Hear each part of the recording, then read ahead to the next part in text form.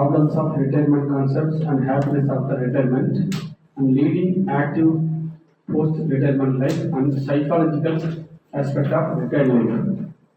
ரொம்ப முக்கியமான ஒரு செஷன், சைக்காலஜிக்கல் ஆஸ்பெக்ட்ஸ். நம்மளுடைய மனோ தத்துவம் சம்மந்தமாக, மனநிலை சம்மந்தமாக நம்மளை வந்து பூஸ்டப் பண்ணி ரொம்ப இளமையாக நம்மளை மாற்றக்காக MSK Moideen sir, psychologist, Coimbatore. அவர் வந்து எம்எஸ்கே லைஃப் கிளினிக்னு சொல்லிட்டு ஒரு கிளினிக் வச்சுருக்காங்க. அது வந்து மைண்டு கிளினிக். உலகத்திலேயே கண்ணுக்கு தனியாக மருத்துவமனை, பல்லுக்கு தனியாக மருத்துவமனை, இதயத்துக்கு எல்லாத்துக்குமே மருத்துவமனை இருக்குது. சார் தான் முதல் முறையாக மைண்டுக்கு ஒரு கிளினிக் வச்சுருக்காரு. அதில் வந்து சின்ன குழந்தைகள், பிறந்த குழந்தைகளிருந்து வயசான தாத்தா வரைக்கும், லேடிஸு, ஜென்ஸு, எல்லா கேட்டகரி, படிக்காதவங்களை படிக்க வைக்கிறது, இங்கிலீஷ் புரியாதவங்களுக்கு புரிய வைக்கிறது, குடும்ப பிரச்சனையினால மனம் பாதிக்கப்பட்டவங்களை சரி பண்ணுறது, எப்படி மனம் பிரச்சனைகளுக்கு ஆகாமல் நம்மளை எல்லாம் பாதுகாத்துக்கிறது, இது மாதிரி பல்வேறு வகுப்புகளை கல்லூரிகளில், கம்பெனிகளில் எல்லா பக்கமே எடுத்துட்டு வந்துட்டு இருக்காங்க. ரொம்ப பெரிய அளவு டிவி நிகழ்ச்சிகளில் நிறைய நிகழ்ச்சிகள் சார் வந்துட்டு இருப்பார். நீங்கள் எதாவது பார்த்துருப்பீங்க, வேந்தர் டிவி அது மாதிரி நிகழ்ச்சிகள்லாம் கலந்துரையாடல சார் இருந்துகிட்டே இருப்பார். அந்த அளவுக்கு ஒரு பெரிய லெவலில் பண்ணிட்டு இருக்கக்கூடியவங்க. ஒரு டாக்டர் நம்ம கூட வந்து கூடவே மேடம் வந்திருக்காங்க அவங்க டீம்ல இருந்து.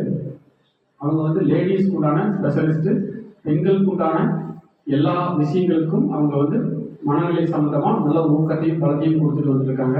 நம்ம கூட இவங்க வந்து வருகை தந்திருக்கிறதே மிகப்பெரிய விஷயம். இதுக்கு நீங்கள் ஜஸ்ட் ஒன்றுமே பண்ண வேண்டியதில்லை, கோஆப்ரேட் பண்ணிங்கன்னா போதும். முடியும் போது நீங்களே சொல்லுவீங்க எவ்வளோ தூரம் சூப்பராக இருந்துச்சு அப்படின்னு சொல்லிட்டு. ஏன்னா இந்த மாதிரி ஒரு ட்ரைனிங் வந்து நம்ம தேடி போய் வீட்டில் ரிட்டையர்ட் ஆனதுக்கப்புறம் இவங்களெல்லாம் அட்டன் பண்ணலாம் நினச்சா கூட முடியாது. அவ்வளவு வல்லுநர்கள் ஒவ்வொருத்தரும் இங்கே வந்து நம்மளுக்கு எல்லாத்தையும் அள்ளி கொடுத்துட்டு இருக்காங்க. அதனால எவ்வளோ தூரம் உற்சாகமாக அதெல்லாம் ரிசீவ் பண்ணிக்க முடியுமோ அவங்க கோஆப்ரேட் பண்ணி ரிசீவ் பண்ணிக்குவோம். MSK Moideen sir and team அவங்கள அனைத்து பணியாளர் சார்பாகவும் பயிற்சி சார்பாகவும் thanks sir. Very good afternoon. உங்களை சந்திப்பதில் நாங்கள் மகிழ்ச்சி அடைகிறோம்.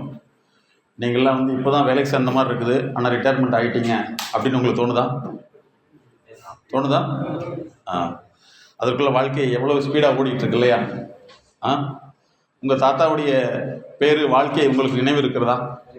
இருக்குது. வாழ்க்கைன்னா என்னது நம்ம நினச்சிட்டு இருக்கோம். அவருடைய தத்துவங்கள், அவர் சார்ந்த விஷயங்கள் ஏதாவது நினைவு இருக்கிறதா? இருந்தாருன்னே இருக்கும். இதே மாதிரி தான் நமக்கு நடக்க போகுது இல்லையா? ஆமாவா இல்லையா சார்? ஆனால் ஆக்சுவலாக வந்து மனோதத்துவம் அப்படிங்கிறது வந்து அரசர்களுக்கான ஒரு பிரிவு. மனநோய் அப்படிங்கிறது வந்து சாதாரண மக்களுக்கு. மனோதத்துவம் யாருக்குன்னா அரசர்களுக்கு. அரசர்கள் மட்டுமே அவங்களுடைய வாழ்க்கை வந்து உலகம் அழி வரைக்கும் ரிப்பீட்டேட் ஆகிட்டே இருக்கும். சாதாரண மனிதர்கள் வாழ்க்கை வந்து அதிகபட்சம் 100 வருஷம், ஒரு 50 வருஷத்தில் வந்து இருக்காருன்னா அவருடைய குழந்தைகள் இருக்க வரைக்கும் அந்த பேர் இருக்கும், அதுக்கப்புறம் மறைஞ்சிரும். ஆனால் அவர்களுக்கு மட்டும் ஏன் சிறப்புத்தன்மை வருகிறது அப்படின்னு என்னைக்காவது நம்ம யோசிச்சதுண்டா? சொல்லுங்க, யோசிச்சதுண்டா? அப்படி யோசிக்க சொல்லி யாராவது சொல்லியிருக்காங்களா? இல்லவே இல்லை இல்லையா? ஆனால் நம்ம யாருடைய காலத்தில் வாழ்ந்துட்டு இருக்கோம் அப்படின்னு நினச்சிங்கன்னா 2023 இல்லையா? இந்த காலகட்டத்தில் வாழ்ந்துட்டு இருக்கோம். அதாவது செயற்கை நுண்ணறிவு அப்படின்னு ஒன்று வந்துருச்சு. அப்படின்னா அதுக்கு முன்னாடி என்ன இருந்திருக்கணும்? செயற்கை நுண்ணறிவு அப்படின்னா அதுக்கு முன்னாடி என்ன இருந்திருக்கணும்? இயற்கை நுண்ணறிவு இருக்குதா அப்படின்னா இல்லவே இல்லை. அரசர்களுக்கு மட்டும்தான் இருக்குது. நீங்கள் ஏதோ இந்த ஓட்டு போட்டு ஜெயிக்கிற அந்த அரசர்கள் நான் சொல்ல வரல. அப்படியே எடுத்துக்கொண்டாலும் அவர்களால் மட்டும்தான் இந்த உலகத்தில் வந்து நீடித்த நினைவோடு வாழ முடியுது. மற்றவங்களாம் அவங்க அழிக்கப்பட்டு விடுகிறார்கள். சரியா? ஸோ அதனால் வந்து உங்களுடைய வாழ்க்கையை வந்து முன்னேற்றணும் அப்படிங்கிறதுக்கு இது வரைக்கும் நீங்கள் யாராவது ஒரு கன்சல்டண்ட்டை பார்த்ததுண்டா? சொல்லுங்கள், பார்த்ததுண்டா? சரி, அதாவது சொல்லியிருக்காங்களா? இல்லவே இல்லை.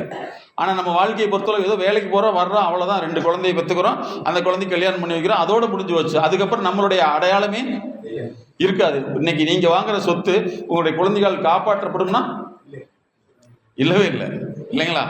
அப்போ இதை பற்றி நம்ம யாராவது சொல்லி கொடுத்துருக்காங்களா அப்படின்னா நம்முடைய சங்க இலக்கியங்கள் எல்லாமே இதை சொல்லியிருக்குது. ஆனால் யாருமே நமக்கு சொல்லவே இல்லை. அதனால தான் இந்த உளவியல் துறை அப்படிங்கிறது வந்து மிகப்பெரிய மேல்மட்டத்தில் மட்டும்தான் இருக்குது. எப்போ உங்களுடைய நிறுவனம் எங்களை பற்றி கேள்விப்பட்டதோ கிட்டத்தட்ட ஒரு 20 ஆண்டு காலமாக எங்களுடைய சேவையை வந்து உங்களுக்கு ஸ்பெஷலைஸ் பண்ணி கொடுத்துட்ருக்குது. அப்போ அதில் யாரோ ஒருத்தர் வந்து எனக்கு தெரிஞ்ச ஒருத்தர் மிகப்பெரிய அதிகாரியாக இருந்திருக்காங்க. அவங்க பேர்லாம் இதில் இருக்குது. எப்போ போல் எங்களை வந்து எப்போ ஃபஸ்ட் டைம் பார்த்தாங்களோ அன்னைக்கே வந்து சார் உங்களுடைய சேவை வேணும்னு சொல்லிட்டு எல்லா பகுதிகளுக்கும் அறிமுகப்படுத்தி விட்டு, ரெண்டாவது உங்களுடைய வாழ்க்கை பிரச்சனை எப்படின்னா என்ன நினச்சிக்கிறோம், வாழ்க்கையில் என்னென்ன பிரச்சனை வரும், யாராவது ஒருத்தர் சொல்லுங்க பார்க்கலாம். வாழ்க்கையில் என்னென்ன பிரச்சனை வரும்? நமக்கு எல்லாமே தெரியும், ஆனால் எதுவுமே தெரியாது. ஆனால் தெரிஞ்சவர்கிட்ட போய் தெரிஞ்சது கரெக்டான்னு சொல்லி நம்ம தெரிஞ்சுக்கிறோமா? நமக்கு என்ன தெரியுமோ அதுதான் கரெக்டுன்னு நினச்சிட்டு இருக்கோம் இல்லைங்களா? உதாரணத்துக்கு உங்களுடைய ட்ரைனிங் வந்து ஏப்ரல் 18 ஆரம்பிச்சிருக்குது. 18ஆம் தேதி என்ன நாள் அப்படின்னா த கிரேட் ஐன்ஸ்டைனுடைய இறந்த நாள். ஐன்ஸ்டைன் வந்து நிறைய கோட்பாடுகளை கண்டுபிடிச்சிருக்காரு. இந்த உலகம் அழிவு வரைக்கும் அவருடைய கோட்பாடுகள் அழியவே அழியாது. அவருடைய கண்டுபிடிப்புகள் தான் இன்னைக்கு வரைக்கும் வேலை செஞ்சுட்டு இருக்குது. ஆனால் நமக்கு நம்மளுடைய முன்னோர்களை பற்றி ஏதாவது தெரியுதா? இல்லவே இல்லை இல்லைங்களா? ஸோ அதனால் வந்து வாழ்க்கையில் என்னென்ன பிரச்சனை வரும் அப்படிங்கிறது சிம்பிளாக நாங்கள் ஒரு ஃபார்முலா கண்டுபிடிச்சிருக்கோம். என்னன்னு சொன்னால் 4F தியரின்னு சொல்லிட்டு ஒன்று, உங்கள் லைஃப்பில் வந்து இந்த 4 விஷயங்களில் பிரச்சனை வரும். ஒன்று ஃபினான்ஷியல், ஃபேமிலி, ஃப்ரெண்ட்ஸ், அதுக்கடுத்து ஃபேக்டோரியல் அப்படின்னு சொல்லக்கூடிய உங்களுடைய வேலை சார்ந்த 4 தான் பிரச்சனை வரும். இந்த 4 பிரச்சனையுமே வந்து நமக்கு தெரிஞ்ச மாதிரி தான் தீர்த்துட்டு இருக்கோம். இப்போ வந்து தொழில் டெவலப் ஆகலை, வளர்ச்சி அடையலைன்னா பணம் வாங்கி தொழில் செஞ்சால் தொழில் வளர்ச்சி அடையும்னு சொன்னது தப்பா ரைட்டா? பிஸ்னஸ் சரியில்லைன்னா பணம் போட்டால் பிஸ்னஸ் வரும்னு சொல்கிறது கரெக்டாக தப்பா? தப்பு. அப்போ என்ன செய்யணும்?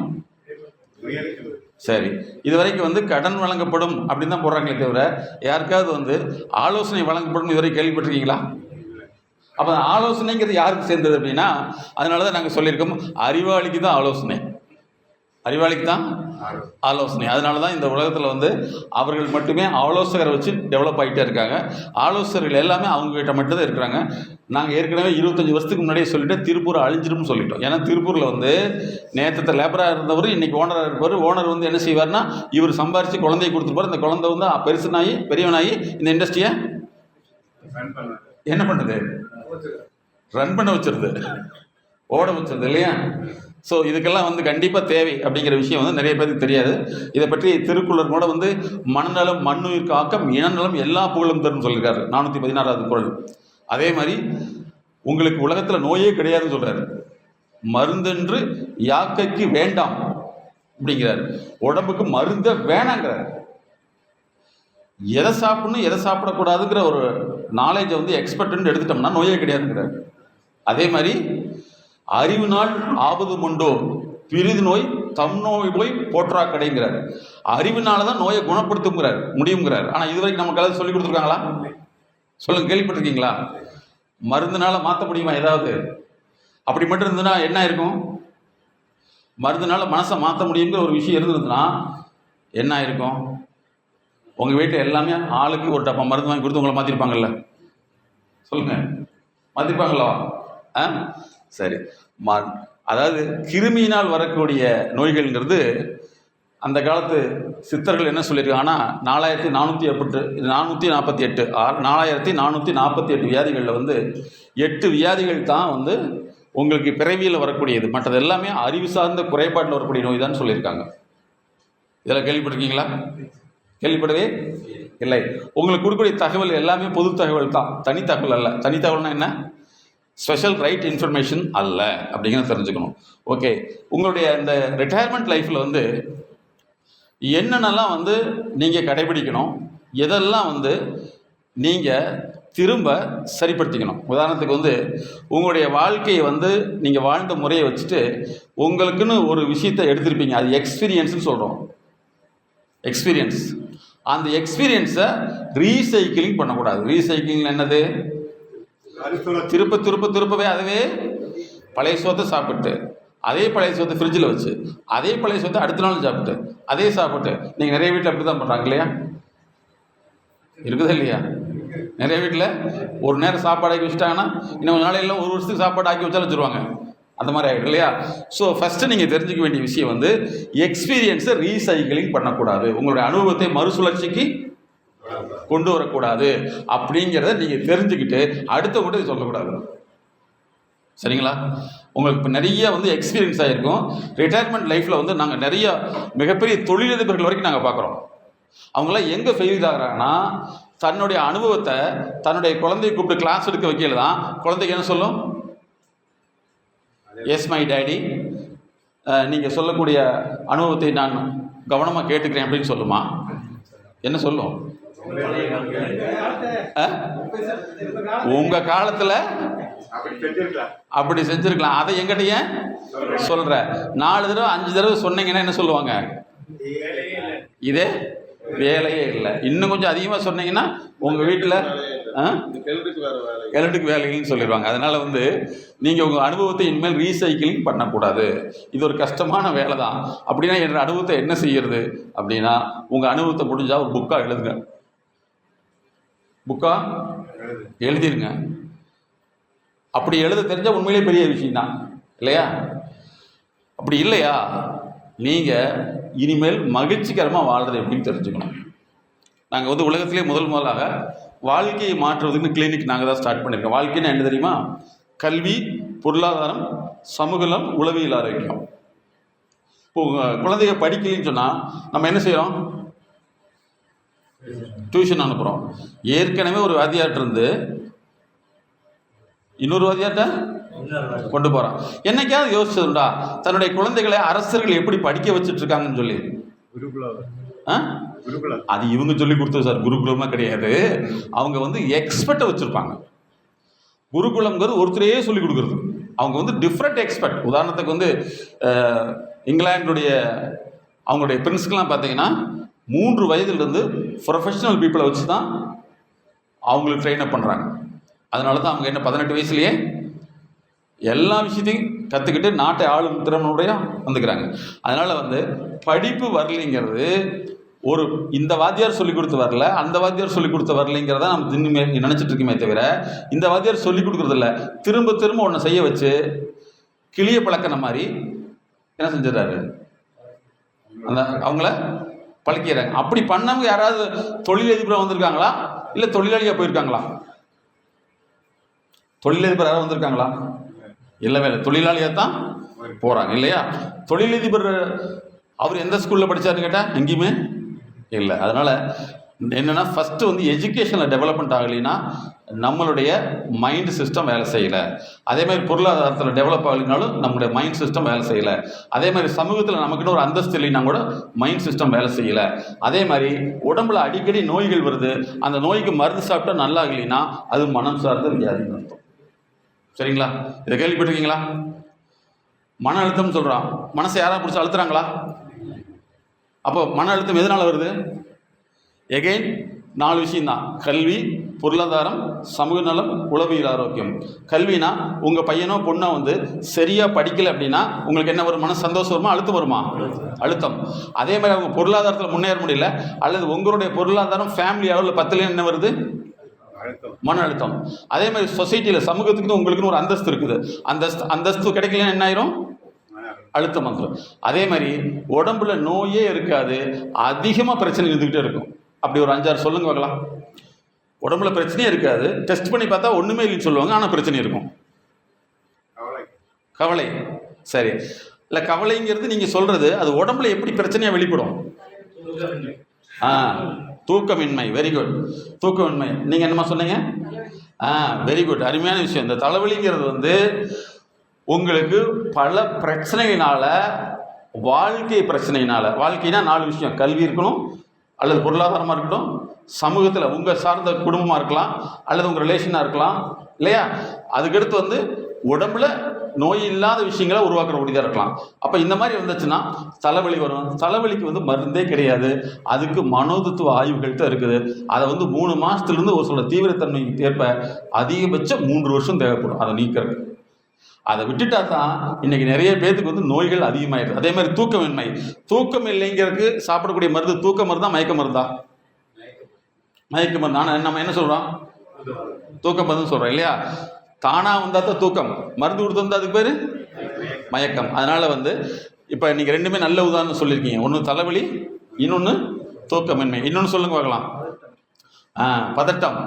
ஏதாவது யாராவது ஒருத்தர் வந்து நம்மகிட்ட ஏதாவது சொல்லிடுவாங்க, அல்லது வந்து ஏதாவது ஒரு சொன்னது மனசில் பதட்டமாக இருந்துகிட்டே இருக்கும், அல்லது என்னமோ நடக்குமோங்கிற ஒரு விஷயம் வந்து மனசில் வந்துகிட்டே இருக்கும். இதெல்லாம் வந்துருச்சுன்னா நமக்கு பதட்டம் வரும். அடுத்து இன்னொன்று சொல்லுங்க பார்க்கலாம். ஏன்னா இதெல்லாம் நீங்கள் தெரிஞ்சிட்டிங்கன்னா இந்த பிரச்சனையிலிருந்து அடுத்தவங்களை காப்பாற்றுறீங்க இல்லையோ, நீங்கள் எனக்கு இந்த மாதிரி பிரச்சனை இருக்குது என்ன செய்யலாம் அப்படின்னு எங்களை மாதிரி ஒரு ப்ரொஃபஷனலை கன்சல்ட் பண்ணி நீங்கள் அதுலேருந்து வெளியில் வந்துடலாம். இல்லைன்னா ரிட்டையர்மெண்ட் லைஃப்பில் நிறைய பேர், நான் வந்து மிகப்பெரிய அரசு துறையில் வந்து எங்களுடைய ஆலோசனை இந்த மாதிரி சிறப்பாக நடக்கிறப்ப என்ன சொன்னாங்கன்னா, சில நிறுவனங்கள், மிகப்பெரிய அரசு நிறுவனங்களில் வந்து ரிட்டையர் ஆகினா 2 வருஷத்துக்கு முன்னாடியே வந்து அவங்களுடைய லைஃபே ரொம்ப பிரச்சனையாயிடுது. சிலருடைய அதிகார நிலையில் இருக்கவங்களுடைய வாழ்க்கை வந்து 2 வருஷத்துக்குள்ளேயே முடிஞ்சிருதுங்கிறாங்க. அப்படின்னா என்ன அர்த்தம்? அவங்களுக்கு சரியான ஆதரவும் அங்கீகாரமும் இல்லைன்னு அர்த்தம். அதனால் நீங்கள் வந்து இன்னையிலிருந்து புது மனிதனாக மாற போகிறீங்க. மாறிக்கலாமா சார்? உங்கள் வயசு இன்னையோட என்ன செஞ்சிடணும்? மறந்துடணும். சரிங்களா? இனிமேல் வந்து இன்னையிலிருந்து 18 வயசா நினச்சிக்கணும். வெளியில் போய் சொல்லிடக்கூடாது. சொன்னால் என்ன ஆயிரும்? ஆமாம், 18 வயசாக இருக்கிற நிலைக்கு வந்து உங்கள் மனதளவில் வந்துடணும். அதிகமாக எல்லாத்துக்கும் போய் வந்து அட்வைஸ் பண்ணுறதை இன்னையோட தவிர்த்துடணும். சரிங்களா? உங்கள்கிட்ட வந்து யாராவது அட்வைஸ் வந்து வேணும்னு கேட்டு தவம் இருந்தால் மட்டும்தான் அட்வைஸு பண்ணணும். நீங்கள் வாட்டில் வந்து எங்களுக்கெல்லாம் எல்லாம் தெரியும் அப்படின்னு 2 தடவை சொல்லி 3 தடவை சொல்லிட்டீங்கன்னு வச்சுங்களேன், உங்களுடைய மதிப்பு என்ன ஆகிடும்? டேமேஜ் ஆகிடும். அதனால் வந்து ஃபஸ்ட்டு இன்னிலிருந்து நீங்கள் மாற்றிக்க போகிறீங்க. உங்கள் நோட் எடுத்துங்க பார்க்கலாம். ஏன்னா உங்களுடைய நிறுவனத்துக்கு வந்து ஒரு 15 வருஷத்துக்கு முன்னாடி நாங்கள் வந்திருப்போம். ஆனால் அவங்களுக்குலாம் அப்போ இருக்காது. பட் அவங்களுடைய ஃபேமிலிக்கோ யாரோ ஒரு பிரச்சனை இருக்கிறப்ப இந்த நோட்டை பார்த்து எங்கள்கிட்ட ஃபோன் பண்ணக்கூடிய இன்னைக்கு வரைக்கும் இருக்காங்க. இந்த ப்ரோக்ராம் பேர் MSK ப்ரோக்ராம். MSK ப்ரோக்ராம் போட்டுங்க. நீங்கள் வந்து கூகுளில் போய் MSK லைஃப் கிளினிக் ஃபவுண்டேஷன் போட்டால் வந்துடும். எங்கள் நிறுவனத்து பேர் MSK லைஃப் கிளினிக் ஃபவுண்டேஷன் அப்படின்னு போட்டிங்கன்னா வந்துடும். Life clinic foundation, clinic foundation. எங்களுடைய அஃபிஷியல் யூடியூப் சேனல் வந்து MSK life TV. MSK life TV intro டயத்தில் நீங்கள் அந்த சேனலை பார்த்தீங்கன்னா அதில் வந்து இன்றைக்கி பார்க்க ஆரம்பிச்சிங்கன்னா அது பார்த்து முடிக்கிறதுக்கு கிட்டத்தட்ட 7 to 8 வருஷம் ஆகும். ஒரு நாளைக்கு ஒரு வீடியோ பார்த்தீங்கன்னா முடிக்கிறதுக்கு 8 வருஷம் ஆகும். எல்லாமே எங்களுடைய ஆராய்ச்சிபூர்வமான செய்திகள் எல்லாமே உலகத்துக்காக நாங்கள் டெடிகேட் பண்ணிட்டோம். MSK life TV YouTube channel இருக்கும். ஓகே, எங்களுடைய நிறுவனத்துடைய நம்பர் வந்து டாக்டர் MSKன்னு போட்டுங்க. MSK 93 600 93 600 53 930. அதுக்கடுத்து மேடத்துடைய நேம் டாக்டர் MSK பிரியா. அவங்க வந்து பெண் குழந்தைகளுக்கும் ஸ்பெஷலிஸ்ட்டு. MSK முஹைதீன். நீங்கள் MSKன்னு போட்டிங்கன்னா வேர்ல்டு லெவல் அப்படி தான் வரும் எங்களுடைய நேம் எல்லாமே. MSKன்னு கூகுளில் விட்டால் வந்துடும். எங்களுடைய தியரி வந்து மைண்ட் செட் நாலேஜுங்கிற தியரி கோட்பாடு. மேடம் வந்து MSK பிரியாங்கிற MSKங்கிறது எங்களுடைய எல்லா நிறுவனத்துலையுமே வந்து நாங்கள் கண்டுபிடிச்ச கோட்பாடு தான். நீங்கள் MSKன்னு போட்டுங்க, ஈஸியாக உங்களுக்கு வந்துடும். மேடத்துடைய பேர் வந்து MSK பிரியா. MSKங்கிறது எங்களுடைய நிறுவனத்தில் எல்லாம் ஒர்க் பண்ணுறவங்க எங்களுடைய கோட்பாடு தான் ஃபாலோ பண்ணுவாங்க. அதுக்கு பேர் மைண்ட் செட் நாலேஜ். அவங்களுடைய நம்பர் வந்து 93 602 53 930. 93 602 53 930. என்ன வித்தியாசம் சொல்லுங்க பார்க்கலாம். ஒரே இதுதான். உதாரணத்துக்கு வந்து போன வாரம் எங்ககிட்ட வந்து ஒரு நிறுவனத்துடைய பிரின்சிபல் வந்திருந்தாங்க. ஒரு 15 வருஷத்துக்கு முன்னாடி நாங்கள் பண்ணக்கூடிய ப்ரோக்ராமை அவங்க அப்போ படிக்கிற குழந்தைங்களுடைய பேரண்ட்ஸ் ஞாபகத்தில் வச்சு ஃபோன் பண்ணி கேட்டதாக எங்கிட்ட சொன்னாங்க. ஏன்னா எங்களுடைய நேம் வந்து MSKங்கிறது நாங்கள் கண்டுபிடிச்ச கோட்பாட்டு அடிப்படையில் தான் இருக்கும். ஸோ அந்த வந்து மைண்ட் செட் நாலேஜுங்கிற தியரி. அதனால் இனிமேல் நீங்கள் சாதனை மனிதராக மாற போகிறீங்க. இன்னிலிருந்து நீங்கள் செய்ய வேண்டிய விஷயம் என்னென்னா, அட்வைஸ் பண்ணுறத என்ன செய்யணும்? தவிர்த்துக்கணும். சுத்தமாகவே தவிர்த்துக்கணும். ஃபஸ்ட்டு எழுதிங்க, அட்வைஸை தவிர்த்துக்கணும்.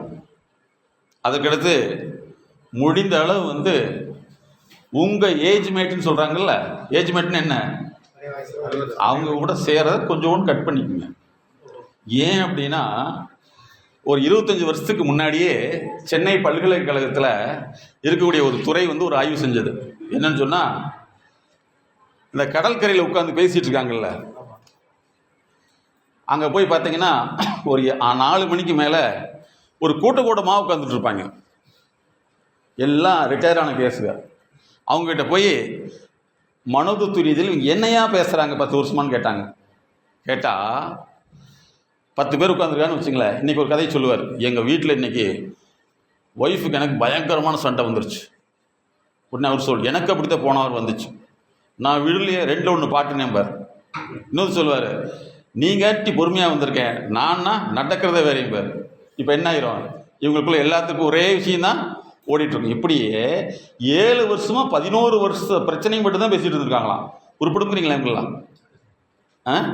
ஏன்னா ஏஜ் அதிகமாக பக்குவ நிலை வர்றதுக்கு பதிலாக பழைய பிரச்சனையை பேசி பேசி அந்த பிரச்சனையை நம்ம கேட்டு நம்மளுடைய நடத்தை மாறிடும். என்னுடைய ப்ரொஃபஸர் வந்து அடிக்கடி எங்களை கூப்பிட்டு நிறைய ப்ரோக்ராம்ஸ்க்கெலாம் கூப்பிடுவார். அங்கே போகிறப்போ ஒரு தடவை சொன்னார், நான் ஏன் தெரியும் உங்கள் கூட சுற்றிட்டு இருக்கேன், உங்கள் கூட போனால் புதிய தகவல்களையும் புதிய கண்டுபிடிப்பையும் நாங்கள் தெரிஞ்சுக்கலாம். என்னுடைய ஏஜ்மெண்ட் கிட்ட போனோம்னா அவங்களுடைய கண்டுபிடிப்பு என்னவா இருக்கும்? குடும்ப பிரச்சனை, மாமியா மருமகன் மாமனார் சண்டை தான் சொல்லிட்டு இருப்பாங்க அப்படின்னாரு. அதனால நீங்கள் இனிமேல் வந்து புதிய ஏஜ்மெண்ட்டை தேடணும். ஓகே, என்ன சோகமாக இருக்கீங்க? ஓகே, புதிய ஏஜ்மெண்ட்டை தேடணும். அதுக்காக அவர்களை விளக்கணும்னு அவசியம் இல்லை. அப்படி பேசினா அந்த டாபிக் என்ன செஞ்சிடணும், கட் பண்ணிடணும். இல்லை எங்கள் வீட்டில் பிரச்சனைனா அந்த பிரச்சனையை தீர்க்கறதுக்கு உண்டான நிபுணர்களை போய் பார்த்து தீர்த்துங்க, அதை வெளியே சொல்லாதீங்கன்னு சொல்லிடணும். ஒருத்தருக்கு தொடையில் புண்ணு இருக்குன்னா ஊரே காமிச்சிட்டு இருக்கிறது தப்பா அல்லது சரியா? அங்கே போய் யார்கிட்ட போய் பார்க்கணுமோ பார்த்துடணும். ஸோ ஃபஸ்ட்டு வந்து அட்வைஸை தவிர்த்துருங்க. சேம் ஏஜ்மெண்ட் கூட அதிக நேரம் இருந்தீங்கன்னா அவங்களுடைய சிஸ்டம் தான் உங்களுக்குள்ளே வந்துடும். முதல்ல போஸ்ட் ரிட்டையர்மெண்ட் லைஃப்பில் நீங்கள் தெரிஞ்சிக்க வேண்டிய விஷயம் இதுதான். சரிங்களா? இன்னும் கொஞ்சம் தெளிவாக உங்களுக்கு எக்ஸாம்பிள் வேணும்னா, ரஜினி அவருடைய வயசுக்கு நடிக்கணும்னா யாரோட நடிச்சிருக்கணும்னு நீங்களே கணக்கு போடுங்க, இல்லையா?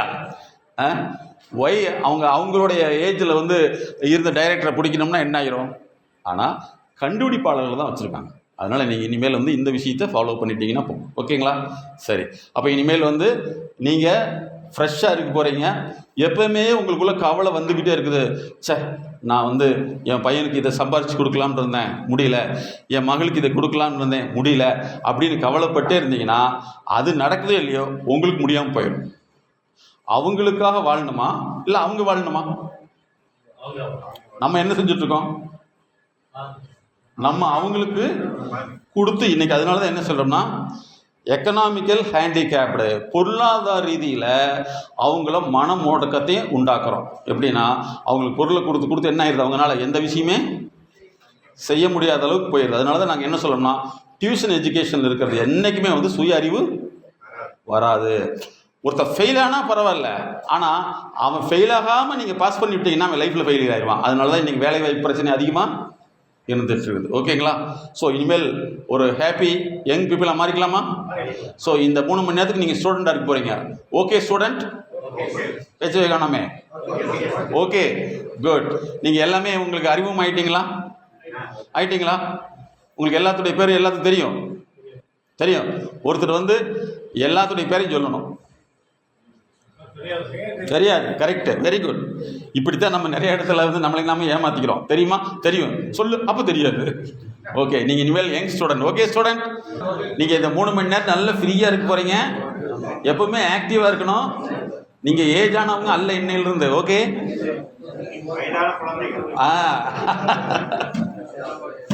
Very good. சரி, இப்போ உங்கள் நோட் எடுத்துங்க. இந்த எழுத்துங்கிறது முக்கியமான விஷயம் சார். நிறைய பேர்த்துக்கு வந்து எழுதவே தெரிய மாட்டேங்குது. நான் சொல்கிறது வந்து ஸ்கூல் ஸ்டூடெண்ட்டு, காலேஜ் ஸ்டூடெண்ட்டுக்கே எழுதுறதுக்கே பிடிக்க மாட்டேங்குது. ஆனால் இவங்க டாக்டர்கிட்ட போனால் இவங்களுடைய கதையெல்லாம் கேட்டு டாக்டர் எழுதுமாமா. அது சாத்தியமா? சாத்தியமே இல்லை. ஏன்னா இவங்களுக்கு எழுத தெரியாது, இல்லையா?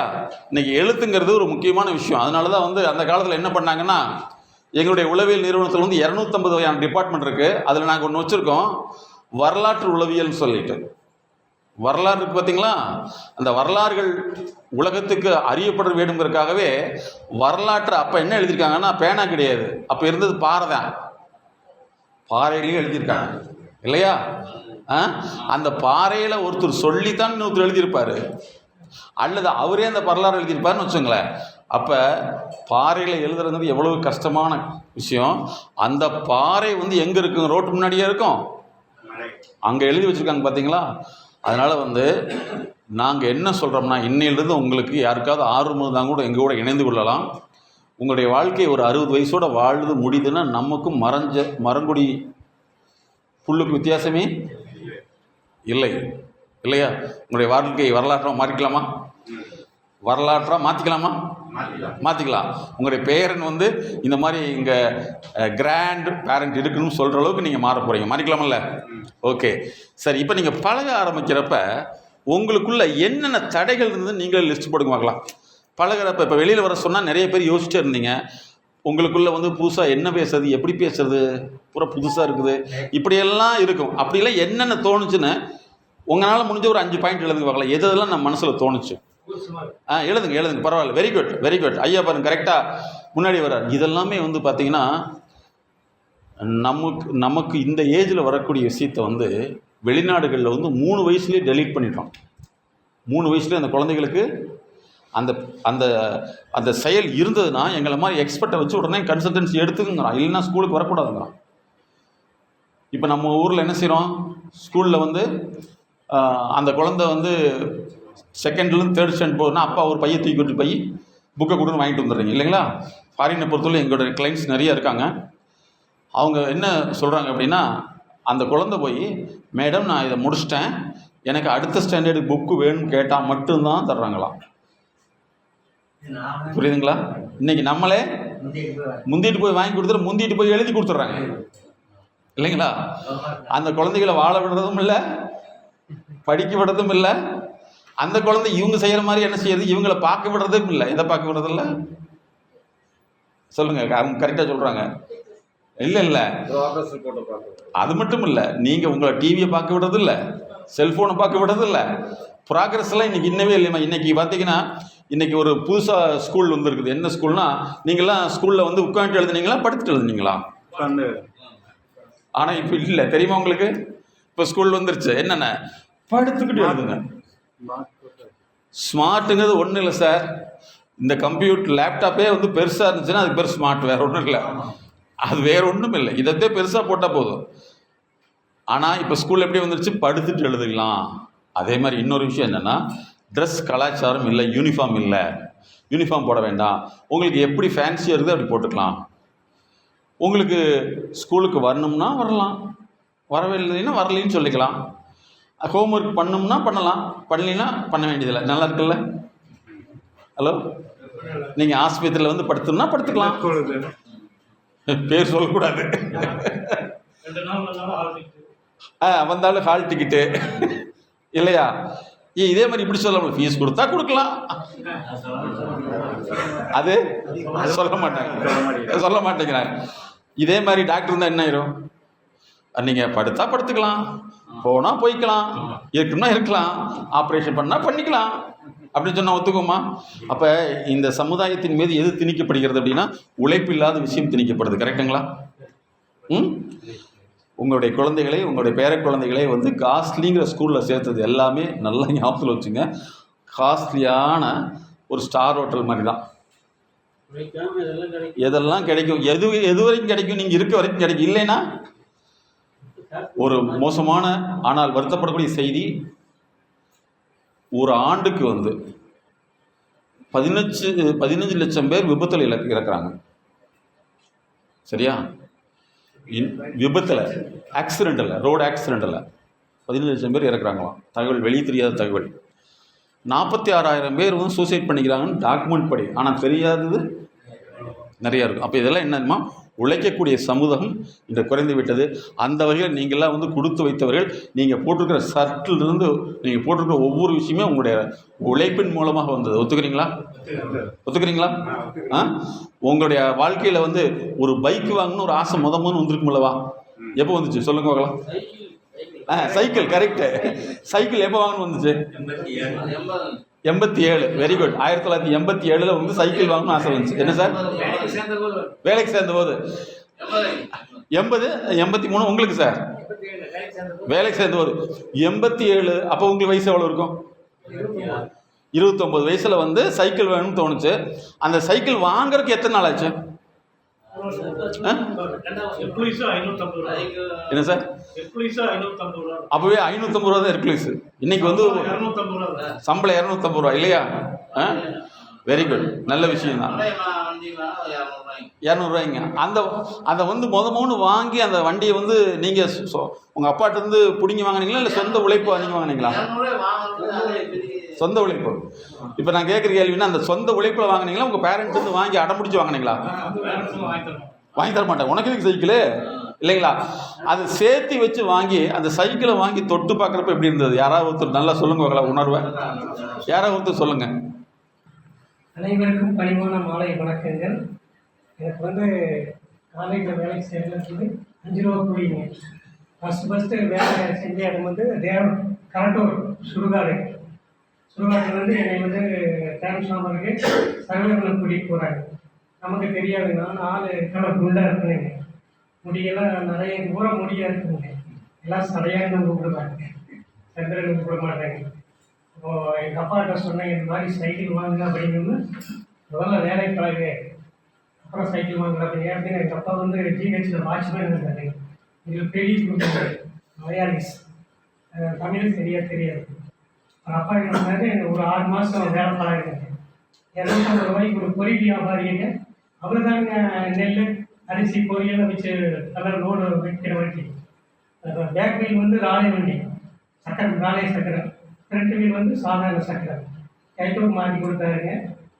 வேலைக்கு போயிட்டு சாப்பாட்டு ஐட்டம் வந்து எல்லாம் படுத்துவாரு. நான் சைக்கிள் வந்து பெனியன் துணி போட்டு நல்லா தொடச்சிட்டே இருக்கிறேங்க.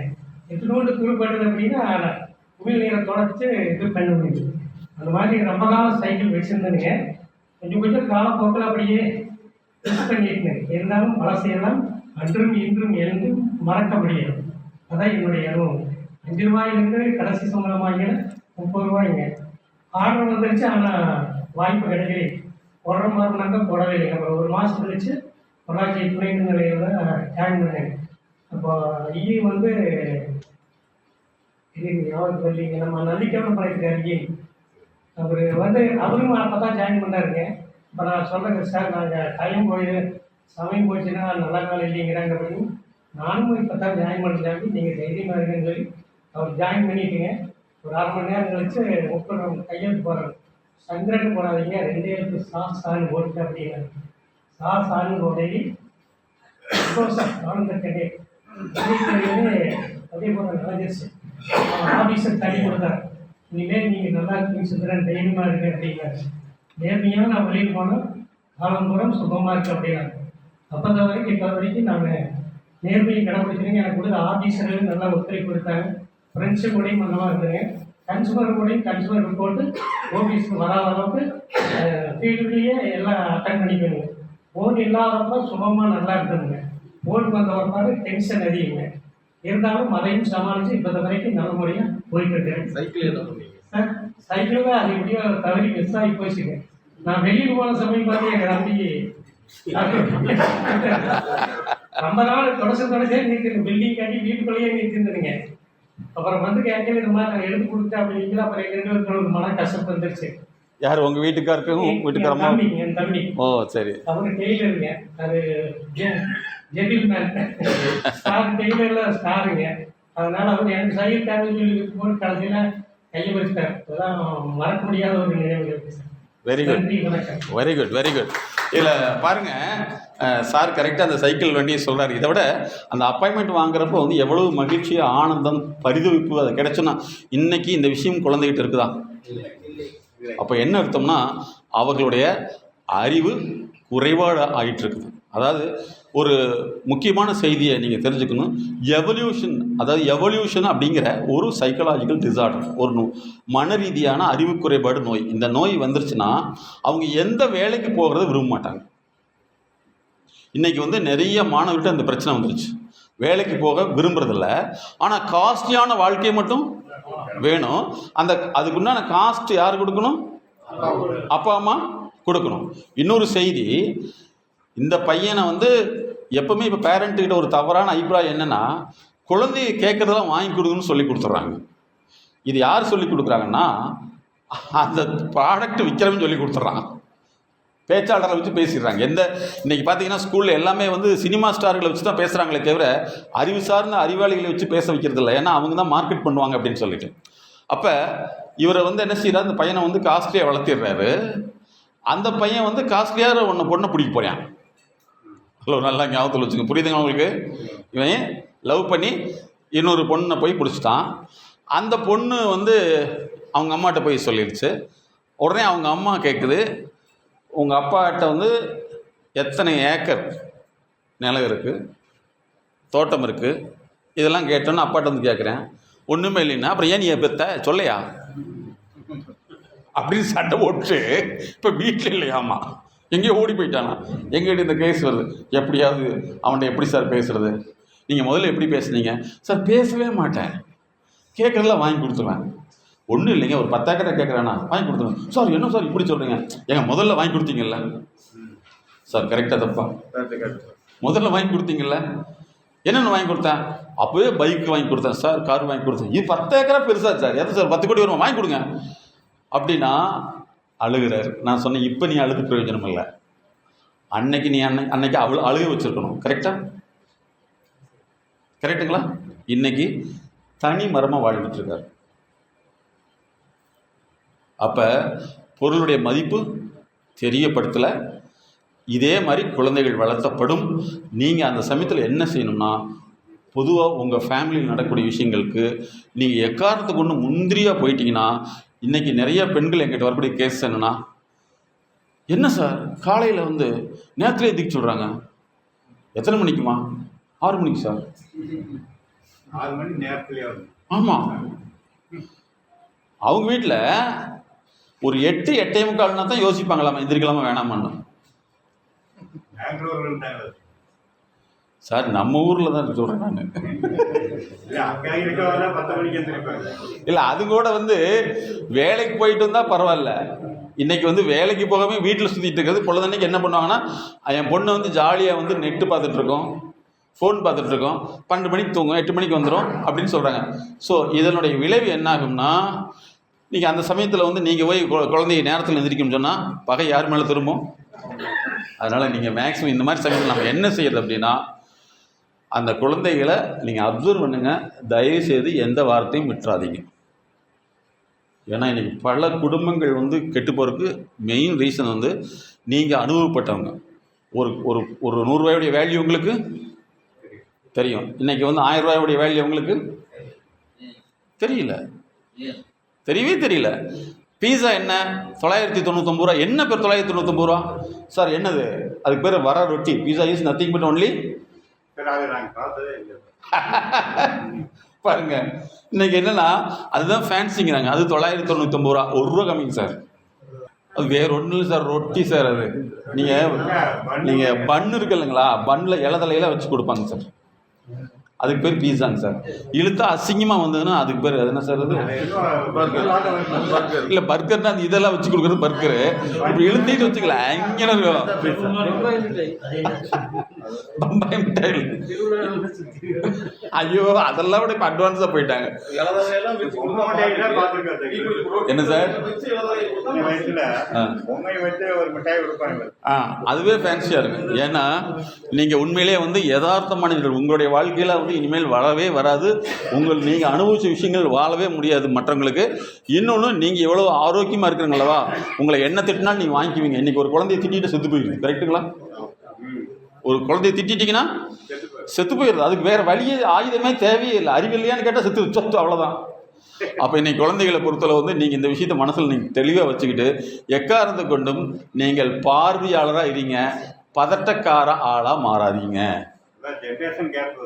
இல்லை, ஜென்ரேஷன் கேப்பு இல்லை சார். இது அந்த காலத்துல இந்த காலத்துல இந்த வார்த்தையை சொல்லிடுறாங்க. இது என்ன சொல்கிறோம்னா, ஜென்ரேஷன் வந்து இதே வந்து இன்னொரு கொஞ்சம் ராயல் ஃபேமிலியெலாம் கரெக்டாக தானே வளர்த்துறாங்க. இப்போ உதாரணத்துக்கு ஒன்று சொல்கிறேன். சாதாரண ஃபேமிலியில் கார் வாங்கினா அந்த குழந்தைய வந்து கார் முன்னாடி உட்கார வச்சு ஒரே சுற்றி காமிக்கிறாங்க. இதே டாப் இண்டஸ்ட்ரீஸ் கார் வாங்கியிருக்காங்க, காஸ்ட்லியான கார், அந்த குழந்தை பின்னாடி தான் உட்காந்துட்டு வருது. அப்போ ஏன் அவங்களுக்கு மட்டும் வளர்ப்பு முறை கரெக்டாக இருக்குது?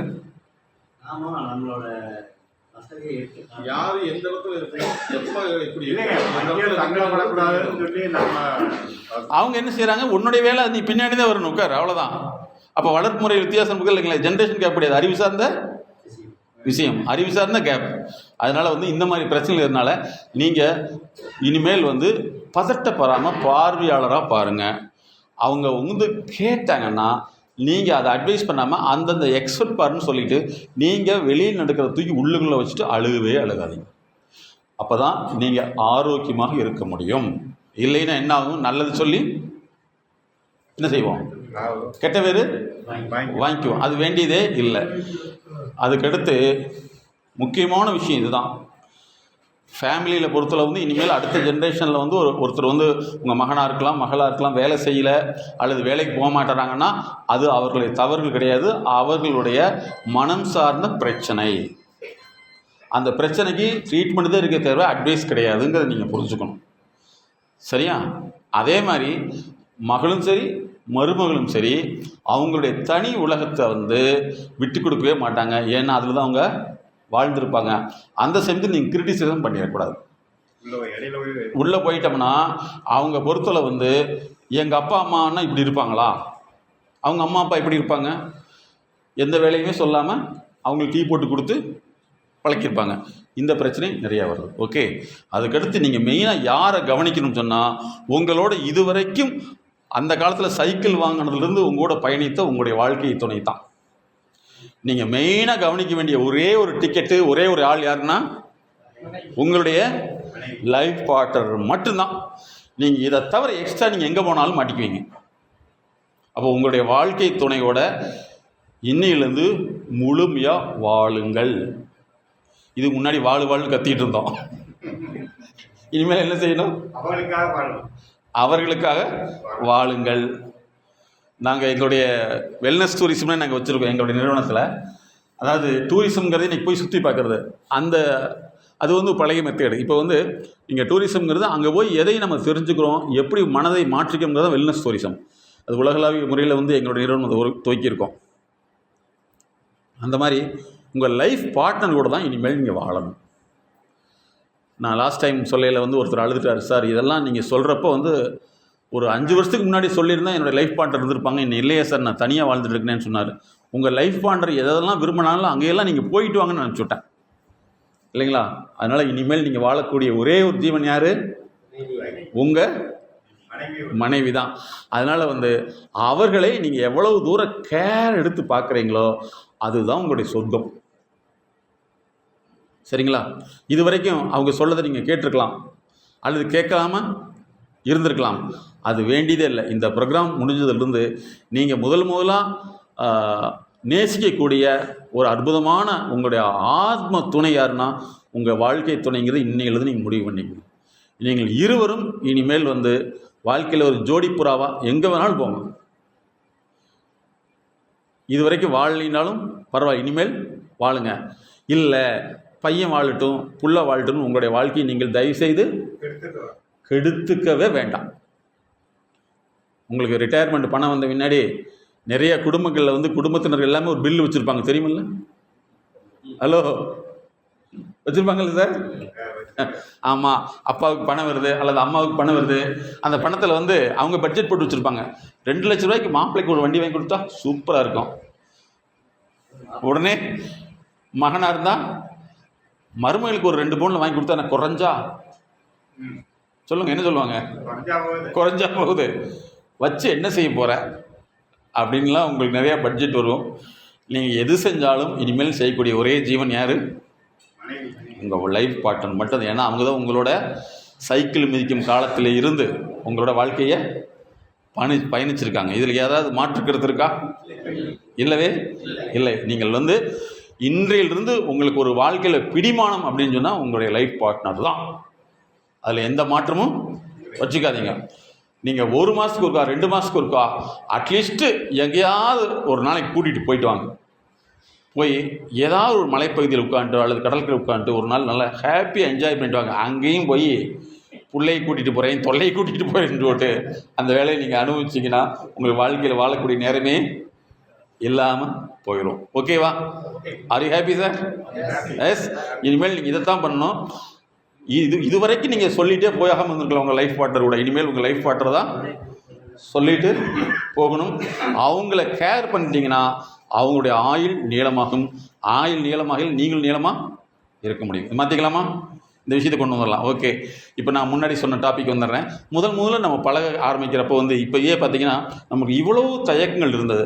அது என்னென்ன தயக்கும்போது ஒரு 5 பாயிண்ட் எழுதுங்க பார்க்கலாம். இப்போ பாருங்கள், நிறைய பேர்த்துக்கு மனசில் இருக்கும், ஆனால் வார்த்தைக்கு வராது. சரிங்களா? வார்த்தைக்கு வர மாட்டேங்குது.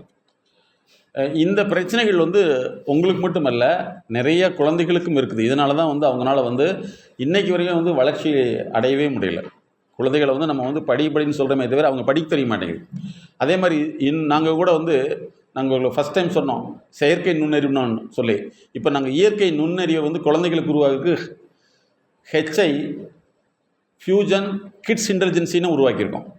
இன்றைக்கி குழந்தைகளை எப்படி வளர்த்துறாங்கன்னு சொன்னால், அதுக்கு கேட்குறத இவங்க செயல்படுத்துகிறாங்களே தவிர அவங்ககிட்ட எதிர்க்க ஒரு வேலையை சொன்னால் அந்த எந்த குழந்தையுமே செய்கிறது இல்லைங்களா? படிக்க சொன்னால் படிக்க மாட்டேங்குது, எழுத சொன்னால் எழுத மாட்டேங்குது. பேரண்ட் அந்த குழந்தைகளை பெருமைப்படுத்துறதுல இருந்துகிட்ருக்காங்க இல்லையா? இதனுடைய விளைவு என்ன ஆகும்னா, அந்த குழந்தைய யார் எது தப்பு சொன்னாலும் அந்த குழந்தை அதை விரும்புறதில்ல. டீச்சர் படிக்க சொன்னாங்க கூட டீச்சர் மேலே கம்ப்ளைண்ட் பண்ணுது அந்த குழந்தைங்க. அந்தளவுக்கு எனக்கு பெற்றோர்கள் குழந்தையை வளர்ப்பு தெரியாமல் வளர்த்துறாங்க. இவங்ககிட்ட இருக்கிற பணத்தை வச்சு அந்த குழந்தையை சரி பண்ணிக்கலாம்னு நினைக்கிறாங்க. அது முற்றிலும் ஒரு தவறான விஷயங்கிறது. கரெக்டு சார், அருமையாக சொல்கிறார். இன்றைக்கி வீட்டுக்குள்ளே ஒரு கெஸ்ட்டை வந்தால் நீங்கள் வாங்கன்னு கூப்பிடுவீங்க உங்களுடைய காலகட்டத்தில். இன்றைக்கி அது போய் ஒளிஞ்சுக்குது. அடுத்த கேள்வி, இவங்க எதுக்கு எங்கள் வீட்டுக்கு வர்றாங்க? பார்த்தீங்களா? அருமை அருமை, கரெக்டாக சொல்கிறாரு. ஆமாம், கதவை சாத்திக்கிறாங்க சார். நாளைக்கு இவங்களுக்கு ஒரு உலகத்தில் இவங்களுக்கு ஒரு சூழ்நிலை வரல, இவங்களுக்கு யாராவது ஃப்ரெண்ட்ஷிப் இருப்பாங்களா? நான் உங்களை ஏன் பழக சொன்னேன்னா, அதாவது நம்மளுடைய நட்பு வட்டம் பெருசாக நம்ம சந்தோஷமாக இருக்க முடியும்.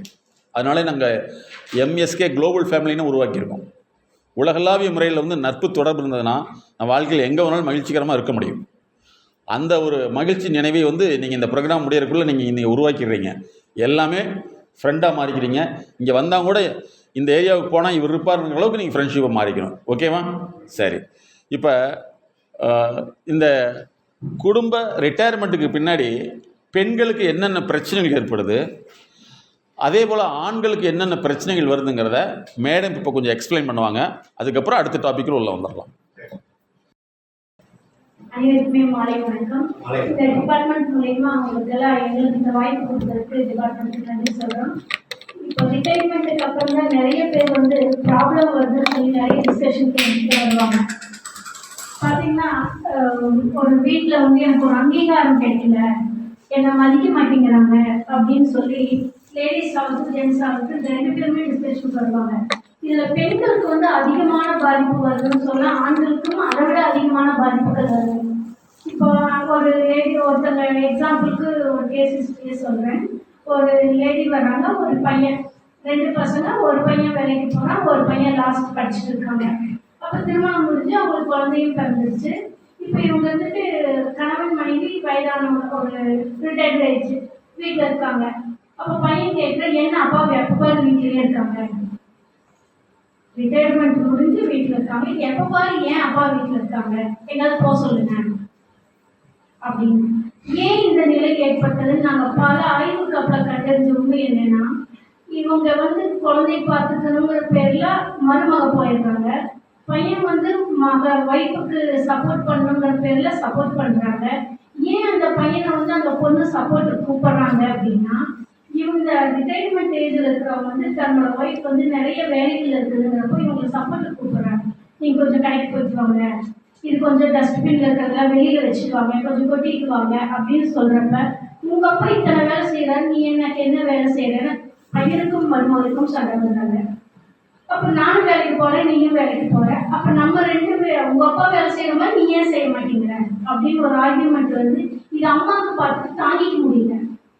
அம்மா வந்து பையன்கிட்ட ரொம்ப பையன் கஷ்டப்படுறான், இது வரைக்கும் எந்த வேலையுமே செய்யாம விட்டாச்சு, இப்போ மருமகளும் வேலைக்கு போகுது, பையனும் வேலைக்கு போகுதுன்றப்ப ஒரு சின்ன சப்போர்ட் பண்ணுறது என்ன தப்புன்னு இவங்க டிஸ்கஸ் பண்ணாலும் பிரச்சனைகள் அதிகமாகிட்டே போகுதுன்னு ஒரு டிஸ்கஷன் வர்றாங்க. அப்போ தான் ஸ்டெப் பை ஸ்டெப்பாக இவங்களை அனலைஸ் பண்ணிவிட்டு இவங்களுக்கு வந்து ஒரு ப்ரொஃபஷனலாக ஒரு கைடன்ஸ் கொடுத்து இந்த ஏஜுக்கு அப்புறம் இவங்க என்ன செய்யணும், எவ்வளோ நேரம் வீட்டில் ஸ்பெண்ட் பண்ணணும், அப்போ நம்மளோட தகுதியையும் நம்மளோட அங்கீகாரத்தையும் நம்ம உயர்த்துக்கலைன்னா நம்மளை யாரும் மதிக்க மாட்டாங்கிறது தான் உண்மை. அப்போ நாங்கள் இதுக்கு தான் சொல்கிறோம், வாழ்க்கை அப்படின்னா என்னன்னா பர்த் டு டெத், நம்மளுடைய பிறப்புலேருந்து இறப்பு வரைக்கும். இந்த பிறப்பு வந்து 50 வயசாக இருக்கலாம், 70 வயசாக இருக்கலாம், 200 வயசு கூட இருக்கலாம். அப்போ இந்த இதுக்குள்ள இருக்கிறது ஒன்னே வந்து சி. அந்த சி என்ன பண்ணுது, கம்யூனிகேஷன் பண்ணுது, கிரியேட் பண்ணுது. நம்ம கம்யூனிகேஷனுங்கிற பேரில் போய் நிறைய பேர்த்துக்கு அட்வைஸ் பண்ணிடுறோம், நீங்கள் இப்படி இருங்க, அப்படி இருங்க, இதை செய் அதை செய்யணும்னு சொல்லிட்டு ஒன்று நம்மளும் செய்வோம், ஃபெயிலியர் ஆகிடும், மற்றவங்ககிட்ட சொல்லுவோம், அதுவும் ஃபெயிலியர் ஆகிடும். இப்போ இந்த சிக்கல்னா ஒரு குடும்ப சூழல்ல வந்து நம்ம சமூகம்னு சொல்றது முதல்ல நம்மளோட குடும்பங்கள் தான். இந்த குடும்பத்துக்குள்ள நம்மளோட லைஃப் பார்ட்னர், நம்மளோட குழந்தைகள், அடுத்த சர்க்கிள் நம்மளோட ரிலேஷன், அடுத்தது நம்ம ஸ்ட்ரீட், அடுத்தது தான் ஊர். அப்போ இந்த சின்ன சர்க்கிள்குள்ளேயே பெரிய ஃபார்ம் கிரியேட் ஆகிறப்ப இவங்க ரிலேஷன்ஸ்குள்ளேயும் மிங்கிள் ஆக முடியாது, நம்ம ஸ்ட்ரீட்ல இருக்கிறவங்க கூடயும் மிங்கிள் ஆகாது. அப்போ வீட்டு சூழல் இருக்கிறப்போ பக்கத்து வீட்லேயும் கூட நிம்மதியாக பேச முடியாது, அங்கேயும் கூட ஒரு பிரச்சனை கிரியேட் ஆகும். இப்படி பார்த்தீங்கன்னா நிறைய கேசஸ் எங்களுக்கு வருவாங்க. பார்த்தீங்கன்னா வீட்டில் வந்து கணவன் மனைவி பிரச்சனையாக இருக்கும், டக்குனு இந்த கோவத்தை அங்கே தான் கொண்டு விடுவாங்க. அப்போ இந்த மாதிரி நிறைய சிக்கல்கள் தான் ஒரு வாழ்க்கை சூழலை வந்து நம்மளை பாதிக்குது. அப்போ நம்மளுடைய குழந்தைகளுக்கு ஒரு கிரியேட்டிவ் அப்படிங்கிறத நம்ம எப்படி கொடுக்குறோன்னா அந்த குழந்தைக்கு வந்து அந்த குழந்தையே பழகட்டும் நம்ம எதுவுமே விடுறதில்லை. நம்மளுக்கு தெரிஞ்சதெல்லாம் இப்படி போடு, பி இப்படி போடு, இதை வர அதை வர, சம்மர் கிளாஸ்க்கா 4 கிளாஸ் கமிட்மெண்ட்டு அப்படி கொடுக்குறப்ப அந்த குழந்தை முதலையே ஸ்பீடாக இருந்ததுன்னா இன்னும் ஸ்பீடாகிடும், ஸ்லோவாக இருந்ததுன்னா பிரச்சனை அதிகமாகிடும். அந்த குழந்தைனால எங்கேயுமே போய் மிங்கிளாகாத சூழல் தான் உங்களுக்கு, அதாவது வீட்டில் இருக்கிற பேரண்ட் அப்படிங்கிறவங்களுக்கு பெரிய பிரச்சனையாக வந்து சிக்கலாக இருக்குது. இப்படி தான் லாஸ்ட் ஒரு 1 மந்த்துக்கு முன்னாடி கூட ஒரு கேஸ் வந்து இருக்குது. பார்த்தீங்கன்னா அந்த குழந்தை வந்து வீட்டில் இருக்கிற இன்னொரு பெரிய குழந்தைய போட்டு அடிக்கிறாங்க. குழந்தைன்னா சின்ன எல்கேஜி யூகேஜி குழந்தைங்க, காலேஜ் ஸ்டூடெண்ட்ஸு, ஒரு மேரேஜ் ஆகக்கூடிய பொண்ணு போட்டு பெரிய பொண்ணை அடிக்கிறாங்க. ஏன் எப்போ பாரு அடிச்சுட்டே இருக்கிறேன்னு அவங்க அம்மா வந்து கேட்குறாங்க, நீங்கள் என்ன அவங்க எப்போ பாரு அவங்களுக்கே சப்போர்ட் பண்ணுறீங்க, அவங்க கல்யாணமாகி போயிட்டாங்க, இங்கெல்லாம் வரக்கூடாது, அவங்க வீட்டில் இருந்து யாரும் இங்கே வந்து ஸ்டே பண்ணக்கூடாது, கல்யாணம் முடிஞ்சால் அந்த ரிசப்ஷன் முடிஞ்சு அப்படியே போயிடணும், திரும்பி வரக்கூடாது, இத்தனை கண்டிஷன் எல்லாம் போட்டு இப்படி சம்மதானா உங்களுக்கு பெரிய பிள்ளைக்கு கல்யாணம் பண்ணுறது இந்த 2வது பொண்ணு ஆர்கியூமெண்ட்டு.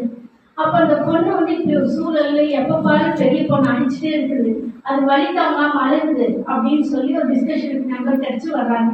அப்போ அந்த பொண்ணை நாங்கள் ஸ்டடி பண்ணப்ப இது நான் உங்களுக்கு ஒரு 2 நிமிஷத்துல இந்த ஹிஸ்ட்ரி சொல்கிறேன், ஆனால் இது நாங்கள் ஆய்வுகள் கண்டுபிடிக்கிறதுக்கு 3 to 6 மாதங்கள் வரைக்கும் ஆச்சு. ஏன் இந்த பொண்ணு வந்து அந்த பொண்ணை அடிக்குதுன்னு கண்டுபிடிக்கிறது. இந்த பொண்ணுக்கு எல்கேஜிலிருந்தே எழுதும்போது வந்து ஒரு ஃபுல் ஸ்டாப்போ அம்மாவோ அந்த இடத்துல ஷார்ப்பாக வைக்கலைன்னா 10 தடவை 20 தடவை அழிச்சழிச்சு ஒர்க் பண்ணும். எழுதுனது எல்லோ டிஓ எஸ்ஓ கொஞ்சம் கரெக்டாக அது நினைச்ச மாதிரி நான் நினைச்ச மாதிரி அது வரலைன்னா அது வர்ற வரைக்கும் அழைக்கும். அந்த பேப்பர் கிழிஞ்சிச்சுன்னா பேப்பர் கிழிஞ்சு போச்சுன்னு சண்டை பிடிக்கும். அப்புறம் புது நோட்டு வேணும்னு சொல்லப்படும். இப்படி பல கட்டங்களை தாண்டி எல்கேஜியில் ஆரம்பித்த பிரச்சனை இங்கே வந்து 24 வயசுல ப்ராப்ளமாக கிரியேட் ஆகுது. அப்போ அந்த கை கோஆர்டினேஷன் ஏன் ஆகலைங்கிறப்போ அந்த பொண்ணுக்குள்ள பல பிரச்சனைகள் இருக்குது. அந்த கோஆர்டினேஷன் அம்மா கூட பேசுறது, அப்பா கூட பேசுறது, கூட இருப்பவர்களோட பேசுறது, உறவினர்களோட பேசுறது, இப்படி அந்த நடத்தி சார்ந்த பிரச்சனைகள் இதையெல்லாம் நாங்கள் கண்டுபிடிச்சு மாற்றி வைக்கிறது 1 இயருக்கு மேலே ஆச்சு. அப்போ இந்த குழந்தைய நம்ம ஃபிட் பண்ணிட்டோம்னா இந்த சமூகத்தில் நம்ம குழந்தைகளை நம்ம சமூகத்துக்கு ஒப்படைக்கிறோம். அப்போ அந்த குழந்தைய வந்து எப்படி ஃபிட்டாக கொடுக்கணும் தான் நம்ம பார்க்குறோம். இதுக்கு நம்ம ஃபியூச்சர், அதாவது ஃபியூச்சர் இன்டெலிஜென்சி டிஎன்ஏ தெரப்பின்னு சொல்லி கடந்த 25 ஆண்டு காலமாக நம்ம நிறுவனத்தில் கொடுத்துட்ருக்கோம். அப்போ இந்த குழந்தைகளோட பிரச்சனை எதுவுமே சாதாரணம் இல்லைங்கிறது நீங்கள் எல்லாருமே தெரிஞ்சுக்கோங்க. அந்த காலத்தில் இருந்த குழந்தைகள் வேற, உங்கள் ஸ்டேஜ்லேயோ இப்போ எங்கள் ஸ்டேஜ்லேயோ வளர்ந்த குழந்தைகளோட நிலை வேற. இப்போ இருக்கிற ஜெனரேஷன் வந்து அட்வைஸ் கொடுக்கக்கூடிய குழந்தைங்களாக தான் இருக்காங்க. யாரும் அட்வைஸ் எடுத்துக்கிறதோ இல்லை சொன்னதை செய்யறதுக்கோ தயாராக இல்லை. நான் சொன்னது எல்லாரும் கேட்கும். இப்படி தான் இன்னொரு கேஸ் சொல்கிறேன். ஒரு 7th படிக்கிற பொண்ணை கூட்டிகிட்டு வராங்க. ஸ்கூலில் வந்து ஃபிட் ஆக மாட்டேங்குது, வீட்டில் 4 செல்ஃபோன் அடிச்சிருச்சு, ட்ரெஸ் எல்லாம் கிழிச்சு போட்டுருது, காஸ்ட்லி ட்ரெஸ் எடுத்து கொடுக்குறது பிடிக்கலன்னு கிழிச்சு போட்டுருது அப்படின்னு கூட்டிகிட்டு வராங்க. காஸ்ட்லி ட்ரெஸ் எவ்வளோன்னா 10,000 ஒரு ட்ரெஸ். அப்போ ஏன் இந்த நிலைன்னு பார்த்தா அந்த பொண்ணு வந்து நான் நினச்சது உடனே நடக்கணும். எனக்கு இப்போ ட்ரெஸ்ஸு வேணும்னா ட்ரெஸ் வாங்கி கொடுத்துடணும். அந்த ஸ்பாட்டில் கிடைக்கலன்னா உடனே இந்த ஆக்ரோஷமாக மாறிடுது. வீட்டில் இருக்கிறவங்களை எல்லாம் டென்ஷன் படுத்திடுது. அப்போ என்ன sir? Yes, correct sir, correct. அப்போ அந்த குழந்தையை வளர்ப்பது எப்படி, அது ப்ராப்ளம்னு தெரியுது. எப்படின்னு கேட்டால் சார் எல்கேஜிலேருந்தே ஸ்கூலுக்கு போகிற பிரச்சனை சார், ஸ்கூலுக்கே போக மாட்டாங்க, கம்பல் பண்ணி கொண்டு போய் விடுவோம் அப்படின்னு. அப்போ அந்த மாதிரி குழந்தைகள் இருந்தால் அந்த குழந்தைகளை வளர்ப்பது எப்படிங்கிறத ட்ரூ பேரண்டிங்கில் 5 வகையான பேரண்டிங் நாங்கள் சொல்கிறோம். கார்ப்பரேட் பேரண்ட், தெரபியூட்டிக் பேரண்ட், அதாவது அந்த குழந்தைகளை வளர்க்கிறது எப்படின்னு சொல்லி 5 வகையான பேரண்டிங்கை நாங்கள் தெரபியூட்டிக் பேரண்ட்னு சொல்லி இந்த குழந்தைங்க அணுகிறது எப்படி, இந்த குழந்தையை முறைப்படுத்துவது எப்படின்னு அந்த பேரண்ட்ஸ்க்கு வந்து கைடன்ஸ் கொடுக்குறோம். அப்போ அந்த குழந்தையை முறைப்படுத்தி இந்த சமூகத்தில் நம்ம நல்ல முறையாக ஒப்படைக்கிறப்ப இந்த டிஎன்ஏ மாறுறப்ப அடுத்த டிஎன்ஏக்கு பார்வையிடாமல் இருக்கும். அதுதான் நாங்கள் நிறைய தெரபியூட்டிக்காக கொடுத்துக்கிறோம். அதனால நீங்கள் உங்களோட இந்த ஏஜுக்கு அப்புறம் நீங்கள் எடுத்துக்க வேண்டியது, உங்களோட இந்த ஏஜுக்கு அப்புறம் உங்களுக்கு ரிட்டையர்மெண்ட்டுன்னே நீங்கள் மனசு கொண்டாடுங்க. பண்ணிட்டு தான் ஓய்வு கிடைச்சிருக்குது. உங்களுக்கு ஓய்வுங்கிறது கிடையவே கிடையாது. உங்களுக்கு 50 வயதுக்கு மேலே சாதிச்சவங்க நிறைய பேர் இருக்கிறாங்க, எத்தனையோ சாதனைகள் படைச்சிருக்காங்க. அப்போ நம்ம என்ன செய்யணும், நம்ம முறையாக இந்த ரிட்டைர்மெண்ட்டுக்கு அப்புறம் நம்ம என்ன செய்ய போகிறோம். அதாவது பணம் போட்டு பிஸ்னஸ் பண்ண முடியாது, உழைப்பு போட்டு பண்ண முடியும். அந்த உழைப்பின் மூலிமா நம்ம என்ன பண்ணணும், எப்படி நம்மளோட லைஃப் ஸ்டைலை மாற்றணும், எப்படி நம்ம ஒரு ஃபிட்டாக இருக்கணும், மற்றவர்கள் மதிக்கக்கூடியவர்களாக இருக்கணும் அப்படின்னு தான் நம்ம பார்க்கணும். அதிக நேரம் உங்களோட நேரத்தை வீட்டில் கடத்தாதீங்க. உங்களுடைய குழந்தைகள், பேரன், பேத்தின்னு சொல்லி அவங்க கிட்ட உங்களுக்கான வரக்கூடிய அங்கீகாரம் உங்களுக்கு மிஸ் ஆகிட்டே இருக்கும். உங்களை நீங்கள் உயர்த்தினா மட்டும்தான் உங்களுக்கு கிடைக்கும். அப்போ உங்களை உயர்த்துறதுக்கு நீங்கள் நல்ல காஸ்ட்லி ட்ரெஸ் போட்டாலோ இப்படி இருந்தாலும் கிடைக்காது. அப்போ உங்ககிட்ட என்ன ஸ்கில் இருக்குன்னு தான் பார்ப்பாங்க. நம்ம சொல்கிறது யாரும் எடுத்துக்கூடிய நிலையில் யாருமே இல்லை. ஏன்னா இது வரைக்கும் நம்மளை எப்படி பார்த்தாங்களோ அதே கண்ணோட்டத்தில் தான் பார்ப்பாங்க. அப்போ நம்மளை ஃபிட் பண்ணுறதுக்கு நம்ம ஏதாவது ஒன்று செய்ய ஆரம்பிக்கணும். இந்த ஏஜுக்கு அப்புறம் அதிக நேரம் நீங்கள் வீட்டில் இருக்காமல் உங்களோட உழைப்பு, உங்களோட எதில் போடுறீங்க அப்படின்னு சொல்லி ஒரு சின்னதாக ஒரு கிரியேட் பண்ணி அதில் உங்கள் லைஃப் ஸ்டைலை மாற்றிட்டே வந்தீங்கன்னா உங்கள் லைஃப் சக்ஸஸ்ஃபுல்லாக வரும். அதே மாதிரி உங்கள் லைஃப் பார்ட்னருக்கு நீங்கள் உதவி செய்யணும்னு நினச்சிங்கன்னா தாராளமாக செய்யுங்க. ஆனால் ஒரு மருமகளோ மகனோ இருக்கிறப்ப செய்யாமல் தனிப்பட்ட முறையில் செய்யுங்க. ஏன்னா இன்றைக்கும் பார்க்குறோம், டாக்டர் படித்த பொண்ணு வந்து கல்யாணம் பண்ணி கொடுக்குறாங்க. எங்கள் அப்பா வீட்டில் அத்தனை வேலை செய்வாங்க, என் ஹஸ்பண்ட் ஒன்றுமே செய்ய மாட்டேங்கிறாரு, டைவர்ஸ் பண்ணி நிற்கிறாங்க. மேரேஜ் ஆகி 3 days. அப்போ குழந்தைகள் நம்மளை எப்படி ஸ்கேன் பண்ணுது, அதாவது நம்மளோட குழந்தைகள் வந்து மிகப்பெரிய காஸ்ட்லி கம்ப்யூட்டர், மிகப்பெரிய ஸ்கேனிங் மெஷின். நம்ம சொல்லி கொடுக்கறத வந்து எடுத்துக்காது. பார்த்ததையும் கேட்டதையும் மட்டும்தான் எடுத்துக்கும். அது கேட்கறது எதுனா தன்னோட அறிவுக்கு எது எட்டுச்சோ அதை மட்டும்தான் எடுத்துக்குவே இல்லையா. இது வரைக்கும் நீங்கள் சொன்னது எல்லாமே உள்வாங்கி அந்த குழந்தைக்கு செயல்படுத்த தெரியாது. அப்போ அந்த குழந்தையை முறைப்படுத்துகிறப்போ இந்த ஜென்ரேஷன் நம்ம மாற்றுறப்போ அந்த குழந்தைகள் நல்லா வரும். அதே மாதிரி பார்த்தீங்கன்னா இன்றைக்கி நாங்கள் பார்க்குறோம், 50 வயதில் இருக்கிறவங்க கூட வேலைக்கு போக முடியலன்னு சொல்லி அவங்க பேரண்ட் வந்து அலுவலகங்களையும் நாங்கள் பார்க்குறோம். அப்போ ஏன் இந்த நிலைன்னா இந்த நடத்தி சார்ந்த பிரச்சனைகள் தான். அப்போ உங்களுக்கு அந்த பிரச்சனைகளை சந்திக்கும் பொழுது உங்களுக்கு என்ன மாதிரி பாதிப்புகள் வரும்னு பார்த்தீங்கன்னா, உடல் ரீதியாக எல்லா டெஸ்ட்டுமே எடுத்துருப்பீங்க, ஒன்றுமே இருக்காது. தலைவலியில் போவீங்க, மருந்து வாங்கி சாப்பிடுவீங்க, ஆனால் 1 வீக்கில் மறுபடியும் தலைவலி வரும். அந்த தலைவலினால வாமிட்டிங் சென்சேஷன் வரும், மயக்கமாக இருக்கும், எந்திரிக்கிற கஷ்டமாக இருக்கும், தூக்கமே வராது. கரெக்டாக ஒரு நைட்டு ஒரு 1:30 மணி ஆச்சுன்னா முழிப்பு வந்துடும். மறுபடியும் கஷ்டப்பட்டு படிப்பீங்க, 3 மணிக்கு முழிப்பு வந்துடும். அப்புறம் பகல்ல ஒரு 7 மணிக்கு மேல தூக்கம் வரும். அந்த நேரத்துல ஒரு சண்டை கிரியேட் ஆகும். எப்ப பாடுபடுத்திட்டு இருக்கீங்கன்னு சொல்லி. அப்போ நீங்க பல டெஸ்ட் போய் எடுப்பீங்க, அது ஒண்ணுமே இல்லைன்னு சொன்னாங்கன்னா நம்ம மனசுல இந்த சூழல்ல ஏற்பட்ட பாதிப்பு தான்.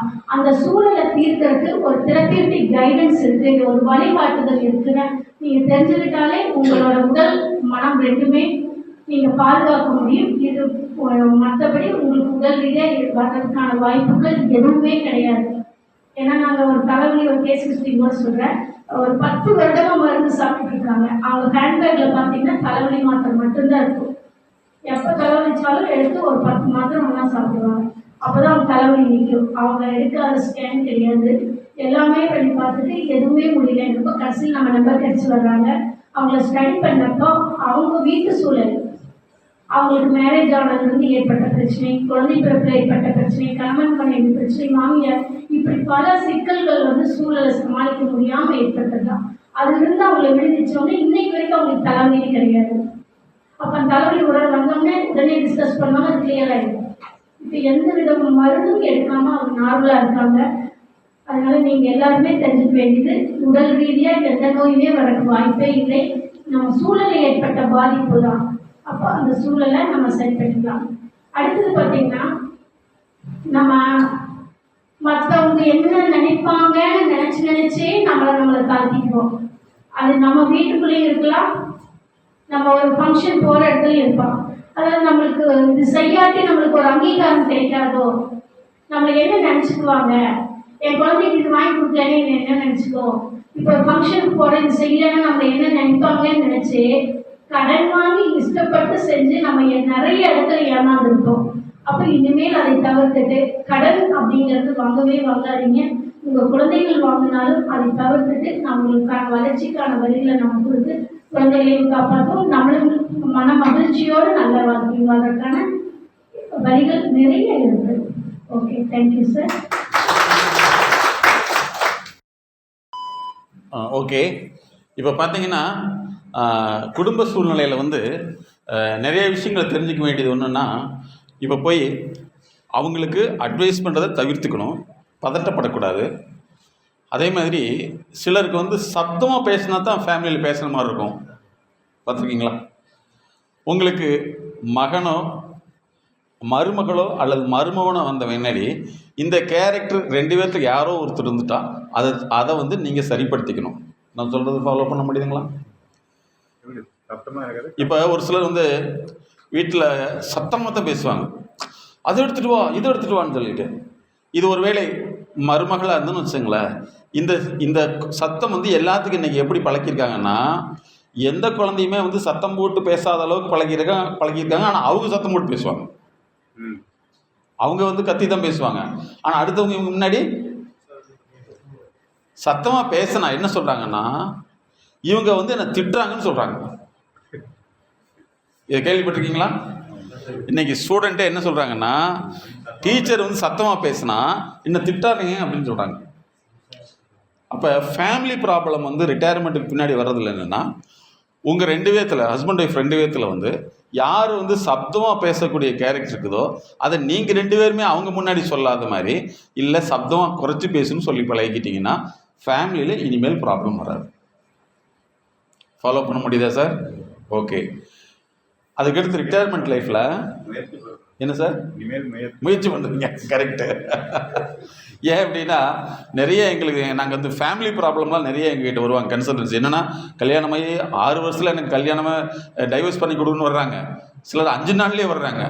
இந்த கேசஸ்லாம் உங்கள்கிட்ட சொல்லிட்டோம்னா இந்த பிரச்சனையை இங்கே சமாளிக்க முடியும். அதே மாதிரி கணவன் மனைவிக்குள்ள பிரச்சனை இருந்தால் நிச்சயமாக உங்களுக்கு கன்சல்டன்சிங்கிறது கணவன் மனைவிக்குள்ள பிரச்சனை வர்றதில்லை.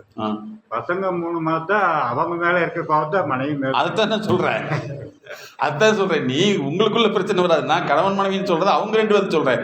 உங்களுடைய 2வது ஜென்ரேஷன் இருக்கு பார்த்தியா, அவங்களுக்குள்ள நேரடியாக திட்ட முடியாது பையன். ஆமாம், அது அவங்கள திட்ட முடியாது, அவங்களும் நேரடியாக திட்ட முடியாது. மொத்தத்தில் அவங்க 2 பேரும் சண்டை போட்டு நம்ம மேலே தூக்கி போட்டுருவாங்க. நாங்கள் நல்லா தான் இருக்கோம், இவங்க 2 பேரும் இல்லை சரியில் இருப்பாங்க. ஸோ இந்த மாதிரி ஒரு ப்ராப்ளம் இருந்ததுன்னா நல்லா தான் பேசுனாங்க அப்படின்ட்டு. ஆமாம், அதனால் நீங்கள் இந்த ஃபேமிலியில் இந்த விஷயத்தை ஃபாலோ பண்ணிங்க. அதே மாதிரி ஒரு சிலருக்கு என்னென்னா, எப்போ பார்த்தாலும் வேலை சொல்லிட்டு இருக்கிற கேரக்டர் இருக்கும், பார்த்துருக்கீங்களா? அது சொன்ன பரவாயில்ல. இன்னைக்கு பார்த்தீங்கன்னா ஒரு சிலருடைய கேரக்டரு அது மகனாக இருக்கலாம், மருமகளாக இருக்கலாம். இதெல்லாம் நாங்கள் பார்க்கக்கூடிய கேசஸ். இப்போ நான் ஒரு நிமிஷத்தில் சொல்கிறேன் அப்படின்னு சொன்னால் எங்களுக்கு இதை கண்டுபிடிக்கிறதுக்கு ஒரு வருஷம்லாம் இருக்கும். ஆனால் எங்கள்கிட்ட வந்து எங்களுடைய கன்சல்டன்சியே வந்து பார்த்திங்கன்னா 3 மாதம் ரெகுலராக ஃபோன்லைன்லையும் ஆன்லைன்லையும் எடுத்துக்கிற மாதிரி. லோக்கலாக இருந்தால் வீக்லி ஈவெண்ட்ஸ் வர சொல்லுவோம். ஃபாரினாக இருந்துச்சுன்னா எல்லாமே ஃபோன்லைனில் தான் வந்துடும். ஈவன் வேறு டிஸ்ட்ரிக்டாக இருந்தாலும் அப்படி பண்ணிடுவோம். ஒரு சிலர் வந்து இன்ட்ரெஸ்ட்டாக வந்து மந்த்லி ஒன்ஸ் கூட டைரக்ட் கன்சல்ட்டிங் வருவாங்க. அப்போ ஃபோனில் தான் டெய்லி எங்களுடைய கன்சல்டேஷன் பண்ணிடுவோம். அப்போ என்னென்னா அவங்க சொல்லக்கூடியது வந்து, சார் எங்கள் மாமியா வீட்டில் எப்போ பார்த்தாலும் வேலை சொல்லிக்கிட்டே இருக்குதுங்கிறாங்க. யார்? மருமகள். என்ன வேலை? போகிறப்போ வந்து அந்த டம்ளர் எடுத்து அங்கே வச்சுட்டு போயிடு. சரியா? அதுக்கடுத்து வெங்காயத்தை கொண்டு வந்து கொடு. மாமியார் பக்கத்துலேயே இருப்பாரு. ஆமாம். அது என்ன சொல்லுவாங்கன்னா, இல்லை சில சமயத்தில் வந்து அப்படியும் இருக்குது. எங்ககிட்ட கம்ப்ளைண்ட் பண்ணுறத வந்து மாமியார் பக்கத்துலேயே வச்சு கம்ப்ளைண்ட் பண்ணோட கேஸும் இருக்குது. அதே மாதிரி வந்து ஹஸ்பண்டை வந்து கம்ப்ளைண்ட் பண்ணுறது வந்து ஹஸ்பண்டை முன்னாடியே கண்டபடியாக திட்டிட்டு பண்ணக்கூடிய கேஸும் இருக்குது. அப்புறம் நாங்கள் கொஞ்ச நாள் பார்த்துட்டு இப்போ என்ன கேட்குறோம்னா, ஏமா நீ தனியாக தானே இருக்க? லேடிஸ்னால் மேடத்தும் டீல் பண்ணுவாங்க. அவங்க கேட்டுக்குவாங்க, ஏமா நீ தனியாக தானே இருக்க? இல்லைங்க ஸ்பீக்கர் போட்டிருக்கேன். ஏமா அது என்ன ஆயிரும்? தனியாக வெளியில் வாங்க. இல்லைங்க அப்போ தாங்க அவங்களுக்கு தெரியும் அப்படின்னு சொல்லக்கூடியவங்களும் இருக்காங்க. நம்ம உடம்பு சரியில்லை படுத்துருந்தாங்க. அதுக்கு அவர் சொல்றாங்க, என் பையன் காத்துல நீ சாப்பிட்ற எனக்கு தெரிஞ்சா என்ன அப்படின்னு. அதாவது வந்து யார் சொல்றா இந்த வார்த்தையை? அம்மா சொல்லுது. உங்க அம்மா சொல்லுது. மாமியா கரெக்டு தான். இது விஷயம் கேட்டு என் பையன் காசுல தான் நீ சாப்பிட்ற. என்ன சார் என்ன சொல்றாரு? இந்த மாதிரியான இதுல நம்மளாம் முன்னாடி தான் டென்ஷன் ஆயிருக்கோம். கரெக்ட். இல்லை சில சந்தர்ப்பங்கள்லாம் அப்படியும் இருக்குது. என்னென்னா என் பையனால தான் நீ வாழ்ந்துட்டுருக்க. இன்னும் சில பெற்றோர்கள் வந்து என்ன சொல்கிறாங்கன்னா, வக்கிரமாக சொல்லி அந்த பொண்ணுக்கு வந்து இரிட்டேஷன் பண்ணுற மாதிரி பண்ணி விட்றாங்க. என் பையன் தான் உனக்கு வாழ்க்கை. அம்மா மேலே இருக்க கோபம் நம்ம மேலே காமிக்க அதுவும் பிரச்சனையாயிருது. அவங்க பண்றதுக்கு அவங்க 2 பேரும் பேசிட்டு நம்மளை தள்ளி விட்டுறாங்க. அவங்க 2 பேர்த்துக்குள்ள பிரச்சனை வந்து இருக்கு சார். நீங்க சொல்றது 100க்கு 100 உண்மை. என்னன்னு சொன்னா, சில பெண்கள் அல்லது ஆண்கள் மருமகளா இருக்குன்னு வச்சுங்க, அந்த மருமகிட்ட வந்து என் பையன் தான் உனக்கு வாழ்க்கையை கொடுத்துருக்கேன் அப்படின்னு சொல்லி என்ன ஆகும்? வாழ்க்கை வேணா வச்சு எடுத்துட்டு போமா அப்படின்ட்டுவாங்க இல்லையா? அப்போ என்னென்னா இந்த மாதிரி சூழ்நிலையிலும் பிரச்சனை வர்றது உண்டு. அப்போ என்னென்னா ரிட்டையர்மெண்ட்டுக்கு பின்னாடி நம்ம ஹாப்பியாக இருக்கக்கூடிய ஒரே சுச்சுவேஷன் என்னென்னா, நம்ம நிறைய அந்த ஃபேமிலியில் சின்ன சின்ன மைக்ரோ மேனேஜ்மெண்ட் பண்ணுறதை தவிர்த்துக்கிட்டோம்னாவே நம்ம ஹாப்பியாக இருக்கலாம். அவங்களோட லைஃப் தெரியும். உங்கள்கிட்ட வந்து உங்களை மதித்து வந்து இது எனக்கு வேணும்னு கேட்டால் மட்டும்தான் நீங்கள் பதில் சொல்லுமே தவிர, மதிக்காமல் நீங்கள் போய் சொன்னீங்கன்னா என்ன பண்ணுவாங்க? வேல்யூ இல்லை. அதுக்கு பதிலாக மதிக்கிறதுக்கு பதிலாக மிதிப்பாங்க இல்லையா? ஸோ அதனால் நீங்கள் ரிட்டையர்மெண்ட் லைஃப் அப்படிங்கிறது வந்து உண்மையான அற்புதமான வாழ்க்கை. இதை அடுத்தவங்களுக்காக நீங்கள் என்ன செஞ்சக்கூடாது? வேதனைப்படுத்திக்கவே கூடாது. நீங்கள் இனிமேல் வந்து சந்தோஷமாக இருக்க வாழ்கிறது தான் உங்களுடைய கவனம் இருக்குமே தவிர, அது என்ன தான் நடந்தாலும் சரி நீங்கள் போய் அட்வைஸ் மட்டும் பண்ணிடாதீங்க. அதே மாதிரி சிலருக்கு வந்து என்ன செய்வாங்கன்னா, அவங்க வந்து பேசாமையே இருந்தாலும் சண்டை போடுவாங்க. நீ எதுவுமே பேச மாட்டேங்கிறீங்க. ஸோ இந்த சமயத்தில் தான் நீங்கள் ரொம்ப கான்சியஸாக நடத்துக்கணும். ஓகேங்களா? குட். இப்போ நீங்கள் எழுதுனீங்கல்லவா, அது என்னென்ன சொல்லுங்க பார்க்கலாம். அதாவது வந்து நம்ம முதல்ல வெளியில் பேசப்போ பழகிறப்ப வந்து என்னென்ன தடைகள் ஏற்பட்டுது சொல்லுங்கள் சார். அறிவும் இல்லாதது. அச்சம். அதுக்காக கடன் தொல்லை வருமோ அப்படின்னு ஒரு பயம். என்ன சார்? பாருங்க, இது முக்கியமான பாயிண்ட். அருமையான பாயிண்ட். இது முக்கியமான பாயிண்ட். ரொம்ப அடிபட்டிருக்காரு.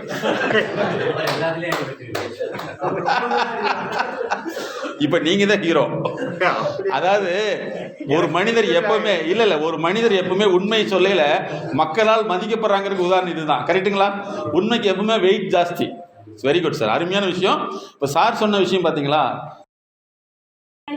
ஒரு ப்ராப்ளம் சொல்லிட்டு வராங்க.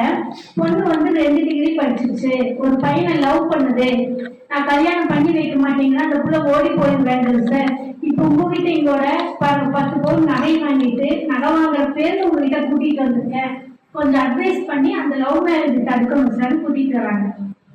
அப்ப நம்ம நிறைய ஸ்டடி பண்ணிட்டு அந்த பொண்ணுகிட்ட கேட்கிறோம். அந்த பொண்ணு சொல்லுது, நான் அந்த பையனுக்காக கல்யாணம் பண்ணிக்குவேன். அவங்க அம்மா சொல்றாங்க இந்த பேக்ரவுண்ட் சரியில்லை சார். அவங்க அம்மா வந்து கொஞ்சம் யாராவது ஒருத்தர் புதுசா இன்ட்ரடியூஸ் பண்ணாங்கன்னா ஒரு 50,000 கொடுங்க, 25,000 கொடுங்க, அடுத்த வாரம் தரேன், அடுத்த மாசம் தருவேன்னா ஊருக்குள்ள ஃபுல்லா முக்கால்வாசி கடன் வாங்கியிருக்காங்க சார். திருப்பி அந்த கடனை கொடுக்க மாட்டாங்க. அந்த பையனும் ட்ரிங்க்ஸ் அடிக்கிறான், ஒரு ஸ்டாண்டர்ட் வேலை கிடையாது, இந்த குடும்பத்தை நம்பி நான் அனுப்ப முடியாதுன்னு சொல்லி அப்ப நாங்க நிறைய அந்த பொண்ணுக்கு சொன்னாலும் அந்த பொண்ணு போறதுக்கு தயாரா இருக்கு. இந்த நகைகள்லாம் நீங்களே வச்சுக்கோ, நீங்க இப்படியே போறேன்னு சொல்லி தயாரா நிற்குது. அப்புறம் அந்த பையனை கூப்பிட்டு ஒரு லைன் கான்ஃபரன்ஸ் போட சொல்லி அந்த பையன்கிட்டையும் பேசினா அந்த பையன் சொல்றான், நான் எங்க அம்மா அப்பாவை விட்டுட்டு நான் வரமாட்டேன், நீ வேணா வா கல்யாணம் பண்ணிக்க, ஆனா நான் வரமாட்டேன். இந்த பொண்ணு நான் போக தயாரு, அந்த பையன் வராட்டி என்ன, நான் உங்க வீட்டுக்கு வரல, நான் அவங்க வீட்டுல போய் வாழ்ந்துக்கிறேன். அப்புறம் அவங்க அப்பா கேரக்டர் சரியில்லை, அவங்க அப்பா ட்ரிங்க்ஸ் அடிக்கிறாரு, அவர் பல பெண்களோட தொடர்பெல்லாம் இருக்கு, நீ போனவன் சிக்கலாயிருன்னா எப்படி எடுத்துட்டு போட்டு நான் என் கணவரோட தான் இருக்கிறேன், நான் போறேன் அப்படின்னு சொல்லி இப்போ சார் சொன்ன மாதிரி அதாவது புதுசா நிறைய அந்த மாதிரி நிறைய பேர் இருக்காங்க. அதாவது பார்த்தாங்கன்னா ஒரு 2 தடவை பேசணும்னா எனக்கு கடன் கொடுங்கன்னு கேட்பாங்க. இந்த மாதிரி நிறைய கேசஸ் வந்துருக்கு. அதுல ஒரு கேசஸ். Very good. சார் சொன்ன உண்மையே நல்ல விஷயம் தான் இல்லையா? அதாவது நீங்கள் எப்பவுமே இந்த கடன் அப்படிங்கிறது வந்து என்னன்னு சொன்னால் ஒரு மனநோய்ங்க. நல்லா தெரிஞ்சுங்க சார், கடனுங்கிறது ஒரு மனநோய். அது எப்போ மனநோயாக மாறுதுன்னு சொன்னால் பெருமைக்காக செய்கிறது அது மனநோயாக மாறும். கடன் வாங்குகிற அத்தனை பேருமே என்ன தெரியுமா செய்வாங்க, கடன் வாங்கி அடுத்தவங்களுக்கு தன்னை வந்து ஒரு பெரிய ஆளாக காமிச்சுக்குவாங்க. வாங்கி கொண்டு வந்து பெருசாக வந்து காமிச்சிக்கிட்டே பாரு, இதெல்லாம் நீங்கள்லாம் என்ன அப்படின்னு சொல்லிட்டு இந்த மனநோய் வந்து அதிகமாகிடுச்சுன்னா தான் அவங்களால வந்து எந்த பொருளையும் திருப்தி அடையாமல் ஷாப்ஹாலிக்கு அங்கே ஃபாரினில் வந்து ஒரு டிசார்டர். இப்போ இந்த நம்ம நாட்டிலே வந்துச்சு என்னென்னா, இன்றைக்கி வந்து கடையில் போய் ஏதாவது ஒரு பர்ச்சேஸ் பண்ணிகிட்டே இருக்கு, பார்க்கறதெல்லாம் வாங்கி வாங்கி வச்சுவாங்க, பார்க்கறதும் அதை யூஸ் பண்ணவே. ஃப்ளிப்கார்ட்ல ஒருத்தர் இருந்தார் ஆஃபீஸில், டெய்லி ஒரு 4 பார்சல் வரும். ஃப்ளிப்கார்ட் அந்த நிறுவனத்துடைய ரெகுலர் கஸ்டமர். இது வந்து ஷாப்ஹாலிக்குன்னு ஒரு நோய். இந்த கடன் விஷயங்களை பொறுத்தளவு வந்து நாங்கள் உங்களுக்கு என்ன சொல்கிறோம்னா, உங்கள் சொந்தக்காரங்களோ அல்லது மற்றவங்களோ வந்து நீங்கள் ஒன்று பொருளை வச்சா தான் உங்களை மதிப்பாங்கன்னா அந்த பொருளை வச்சு மதிப்பை வந்து நீங்கள் வாங்கவே தேவையில்லை, அவசியமே இல்லை. அப்பேற்பட்ட மானங்கட்ட உழைப்பு தேவையில்லை. அப்படி ஒரு மானக்கட்ட மதிப்பு தேவையில்லை. அதுக்கெல்லாம் வக்கத்து போய் உட்காந்துருக்க போங்கய்யா. இல்லை கரெக்டு. நிறைய பேர்த்துக்கு என்னென்னா, கல்யாணத்துக்கு போகிறோம், நம்ம செய்யலன்னு 4 பேர் என்ன நினைப்பாங்க இல்லைங்களா? வாங்க கடனை போயிட்டு வாங்க. ஆமாம். ஸோ இந்த விஷயத்தை வந்து நீங்கள் உண்மையிலேயே தவிர்த்துக்கிறது நல்லது. இல்லைன்னா கடன் தான் அது. பொண்ணுக்கு கூட அவ்வளோ ட்ரெஸ் எடுத்துக்க மாட்டாங்க, கடன் வாங்கி இவங்க கல்யாணத்துக்கு போகிறோம் அத்தனை அப்படி இருக்காங்க இல்லையா? அப்போ இனிமேல் வந்து யாராவது வந்து கடன் வந்து கேட்டாங்கன்னா, சார் உங்களுக்கு வந்து யாராவது கடன் உங்களுக்கு வாங்க தோணுதுன்னா நீங்கள் ஃபினான்ஷியல் கன்சல்டன்சி எடுத்துங்க. அதுக்கு ஒரு 1.25 லட்ச ரூபா 3 மாதம் செலவாகும். உங்கள் லைஃப்பில் கடன் இல்லாமல் வாழலாம். இல்லை அது இருந்தால் நான் செலவு பண்ணல, அது தாங்க வியாதின்னு சொல்லிடுங்க, உங்கள்கிட்ட வரவே மாட்டாங்க. நீங்கள் யாராவது கேட்டாங்கன்னா ஃபினான்ஷியல் மேனேஜ்மெண்ட் கன்சல்டன்ட் போய்ங்க. நான் போயிட்டு தான் இருக்கேன், நான் மாதம் 3.5 லட்ச ரூபா கொடுத்து நான் அந்த கன்சல்டன்சி எடுத்துக்கிறேன், அது உங்களுக்கு நல்லா இருக்குன்னு சொல்லி பாருங்கள், ஓடி போயிடுவாங்க. அதனால் இனிமேல் நீ யார்கிட்ட வேணும் பழகலாம். கடன் கேட்டால் உடனே எங்கள் நம்பர் கொடுத்துருங்க, போங்க இங்கே கன்சல்டன்சி எடுத்துக்கங்க. இப்போ கடன் வாங்காமல் எப்படி வாழறதுன்னு சொல்லிடுவாங்க, உங்களுக்கு ரொம்ப நல்லா இருக்குன்னு சொல்லிட்டீங்கன்னா ஓடி போயிடுவாங்க. Very good. அடுத்த பாயிண்ட் சொல்லுங்கள் சார். மனசங்கடம் துன்பம் வருது. அதாவது ஃபர்ஸ்ட் கருவேப்பிலை வாங்குவாங்க, 2வது சக்கரை கேட்பாங்க, 3வது நீ ஈவியில் தானே வேலை செய்கிற, இந்த லைட்டை கொஞ்சம் சரி பண்ணி கொடு அப்படிம்பாங்க. இப்படியே ஒவ்வொரு வழியா பழக்கத்தினால நம்மளே வேலை வாங்கி அப்படி கொஞ்சம் வீட்டில் வந்து மிக்சிங் கொஞ்சம், அப்புறம் கிரைண்டர் கொஞ்சம், சும்மா தான் இருக்கீங்க, சமையல் பண்ணிக்கிறத குறைஞ்ச போயிருவீங்க, வாங்க கூட்டி போயிடுவாங்க, பீஸ் போயிட்டு அந்த பீஸ் போட்டுருங்க அப்படின்னால கேட்குறாங்க. கரெக்ட். மன உளைச்சலும் வரும். இல்லை சார், இதெல்லாம் உண்மையான விஷயம் தான் இல்லையா? ஒரு டிபார்ட்மெண்ட் அதுக்காக பேங்க்கில் இருக்குன்னா பேங்க்கில் தான் இருக்கீங்க, ஒரு 10,000 கொடுத்து கேட்க முடியுமா? அல்லது ஆப்ரேஷன் தேட்டரில் இருக்கான்னு வச்சுங்களேன், அவர் போய் எங்க டாக்டர் சும்மா தான் இருக்கீங்க, வந்து ஒரு அறுத்து விடுங்களேன். அதாவது இந்த மாதிரி மனிதர்கிட்ட என்னன்னா நீங்கள் உண்மையிலேயே வந்து டிஸ்டன்ஸை கீப் அப் பண்ணணும். அதை நீங்கள் நல்லா அனுபவிச்சிருக்கீங்க. அது மட்டும் இல்லாமல் நீங்கள் கரெக்டாக சொல்கிறீங்க. அனுபவிச்சதுனால எல்லாத்தினாலும் சொல்ல முடியும்னு சொல்ல முடியாது இல்லையா சார்? தமிழ்வாதியார்களுக்கு எத்தனை பேருக்கு சினிமாவில் பாட்டுகளுக்கு தெரியுது இல்லைங்களா? அதனால நீங்கள் அனுபவிச்சதை வந்து விலக்கி சொல்கிறீங்களா, இதுதான் உங்களுடைய ஸ்பெஷாலிட்டி. கிரேட். அடுத்தது சார். ரெண்டாவது எதிர் விளைவுகள் வரும். பயோடாட்டா எல்லாம் தெரிஞ்சு அது வேற அளவுக்கு சொல்லி அது வியாபாரம் பண்ணிட்டு இருப்பாங்க. பார்த்தீங்களா, அருமையான விஷயம். உங்களை பற்றி முழு தகவலை திரட்டி வெரைட்டிகளில் விற்றுருவாங்க. அதனால் நீங்கள் இந்த மாதிரி நபர்கிட்ட வந்து நீங்கள் ஆரம்பத்திலே சொல்லிடணும். உங்களுக்கு சிலர்லாம் வந்து அப்புறம் எப்படி பிஸ்னஸ்லாம் போயிட்டுருக்கு, நல்லா போயிட்டு. நீங்கள் அந்த மாதிரி கேட்குறவங்கள என்ன செய்யணும்னா நீங்கள் வந்து சொல்லிடணும். நீங்கள் யாராவது அப்படி கேட்குறான்னு வச்சுக்கோங்க, உங்களை பற்றி உங்கள் வீட்டில் எத்தனை குழந்தைங்க, எவ்வளோ சம்பாதிக்கிறாங்க, என்ன பண்ணுறான்னு கேட்டாங்கன்னா உங்களுக்கு ஒரு அருமையான வேலை வாய்ப்பு இருக்குதுங்க. காவல்துறையில், புலனாய்வு துறையில், சிபிஐயில் வேலை வாய்ப்புத்துறை போயிருக்குன்னு. நீங்கள் இவ்வளோ தூரம் நோண்டி நொங்கு எடுக்கிறீங்க, உங்களுக்கு நல்ல வேலை வாய்ப்பு இருக்குதுன்னு சொல்லிட்டு நேராக இங்கே காவல்துறைக்கு போய் வேலைக்கு சேர்ந்துங்க, நாளைக்கு சேர்த்து வரணும் போங்கன்னு நினச்சிட்ருங்க. சிலர் வந்து தேவையில்லாமல் நோன்றாங்க பார்த்தீங்களா, சும்மா. நீங்கள் எப்படி இருக்கீங்க, நல்லா இருக்கீங்களா, வைப்பு நல்லா இருக்கா கேட்டால் பரவாயில்ல. உன் பையன் என்ன பண்ணுறா, பையனுக்கு கல்யாணம் ஆகிடுச்சா, எத்தனாவது கல்யாணம், 3ஆவதா, அப்புறம் 2 சின்ன பையன் என்ன பண்ணிட்டு இருக்கா, எல்லா கதையும் கேட்கு. நீங்கள் என்ன செய்யணும்னா அதுக்கு வந்து வேறு ஒரு அருமையான ஐடியா சொல்கிறேன் கேளுங்க. பாருங்க, நேராக இல்லை நீங்கள் அவங்களை அந்த மாதிரி பழகினவங்களுக்கு நீங்கள் என்ன செய்யணும்னா ஓரளவுக்கு ஒரு லெசன் கொடுங்க. என்ன செய்யுங்கன்னா நேராக போங்க. உங்கள் ஊரில் எந்த ஊர்னு வச்சுங்களேன், உதாரணத்துக்கு நீங்கள் கோயம்புத்தூர்னு வச்சுங்களேன், கோயம்புத்தூரில் நேராக போங்க. 5 முக்குன்னு ஒரு இடம் இருக்கும். அந்த 5 முக்கு இடத்துல வந்து ஒருத்தர் வந்து மேலே வெள்ளை சட்டையும் கீழே காக்கி சட்டையும் போட்டு ஒருத்தர் இருப்பார். அவர்கிட்ட போய் இந்த டீட்டெயிலாக கேளுங்க, எல்லாம் சொல்லிடுவாங்கன்னு சொல்லிடுவாங்க இல்லையா? டீட்டெயிலாக சொல்லிடுவாங்க. நீங்கள் நல்லா ஃபேமிலி விஷயத்தில் கரெக்டாக பண்ணுறீங்க, வெரி குட் அப்படின்னு இருக்கேன். ஏன்னா இந்த மனிதர்கள் நம்ம யாராவது சொல்லிக் கொடுக்கலாம், எல்லாத்தையும் இப்படி துன்பப்படுத்திட்டு தான் இருப்பாங்க. இதில் என்ன பிரச்சனைன்னா அவங்க பையன் எல்லாம் வரும்போது அவங்களும் வந்துடுவாங்க உள்ள. வீட்டுக்கு வந்து அவங்க கூடயும் பழகுவாங்க. இன்னும் போன வரனால உங்க அப்பா இப்படி சொன்னாரு, நீ என்ன இப்படி மாற்றி சொல்ற அப்படின்னு அவங்க குடும்பத்துக்குள்ளேயே பிரச்சனை பண்ணிட்டாங்க. அதாவது என்ன சொல்றாருன்னா, இவர்கிட்ட தகவலை வாங்கிட்டு மறுபடியும் வந்து வீட்டுல வந்து என்ன செஞ்சுக்கிறாங்க, உறவு தொடர்ந்து அவங்ககிட்ட போய் அப்பா இப்படி சொல்லிட்டாங்க. இல்லை இப்போ உண்மையிலே இவங்களுக்கு இன்னொரு வேலை வாய்ப்பு கூட இருக்குது. இந்த ஊர் செய்திகளை நீங்கள் எடுத்துக்கிறீங்க, உள்ளூர் சேனலில் வேலை இருக்குது அப்படின்னு சொல்லி அனுப்பிச்சிருங்க சார். நீங்கள் உண்மையிலே இது நல்ல விஷயம். அப்படி கூப்பிட்டு இங்கே வாங்க, உங்களுக்கு இன்னொரு தகவல் தெரியும், அந்த பக்கத்து வீட்டில் 4வது வீட்டில் பெரிய சண்டை நடக்குது அப்படின்னு கூட்டிகிட்டு போய் இங்கே வாங்க, இந்த சண்டையில் என்ன தீக்கிறாருங்க, வாங்க கூப்பிட்டு விட்டுருங்க. அதுக்கப்புறம் இந்த லைஃப்லாங்க எந்த வேலையுமே நாம் இருக்கும்போது வர்றதில்லை, அவங்ககிட்ட மாற்றி சொல்கிறேன். இல்லை, அவங்க நேராக அவங்க வந்த பின்னாடி வீட்டுக்கு போய் இந்த மாதிரி வீட்டில் வந்து போனீங்கன்னா பக்கத்து வீட்டில் ஒரு சண்டை இருக்குது, அங்கேயும் விட்டு விட்டுருங்க. இவங்களெல்லாம் வந்து நம்ம சும்மா விடக்கூடாது. பையன் கூட அதிகமாக பேசியிருக்க மாட்டாங்க. அதான் அவங்களுக்கு என்னன்னா அவங்க ஒரே முடிவோடு இருக்காங்கன்னு அர்த்தம். வெரி குட் சார், அருமையான பாயிண்ட் சொல்லிட்டார். அடுத்து நீங்கள் சொல்லுங்க சார். நீங்கள் என்ன எழுதிருக்கீங்க? ஒன்றும் இல்லை. அடுத்து நீங்கள் என்ன எழுதிருக்கீங்க? கரெக்ட். மரியாதை கொடுப்பாங்களா, கொடுக்க மாட்டாங்களா? Very good, very good. நீங்கள் இப்போ என்ன செய்கிறீங்கன்னா எல்லாமே வந்து கூட்டமாக போய் டீ சாப்பிட்டு கூட்டமாக பேசிட்டு உடனே வந்துடுறீங்களாம்மா.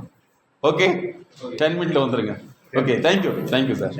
ஒரு முக்கியமான விஷயம் என்னென்னா, உங்களுக்கு பெண் குழந்தைகள் இருந்தால் திருமணத்துக்கு முன்னாடி மேரேஜ் ஃபிட்னஸ்ங்கிற ஒரு கன்சல்டன்சி அவங்களுக்கு முதல்ல ஒரு 3 மந்த் எடுக்க வச்சுருங்க. எப்படின்னா, இந்த வாழ்க்கைங்கிறது ஒரு புது உலகம், அங்கே புதிய மனிதர்களோடு நம்ம பார்க்க போகிறோம் இல்லையா? அப்போ இந்த பொண்ணுடைய கடந்த கால வாழ்க்கை அடிப்படையில் அங்கே போய் பார்த்தாலோ, அங்கே இருக்கிற சூழ்நிலையை சமாளிக்க முடியலனாவோ பல பெண்களுக்கு பல உடல் ரீதியான மன ரீதியான பிரச்சனைகள் வருது.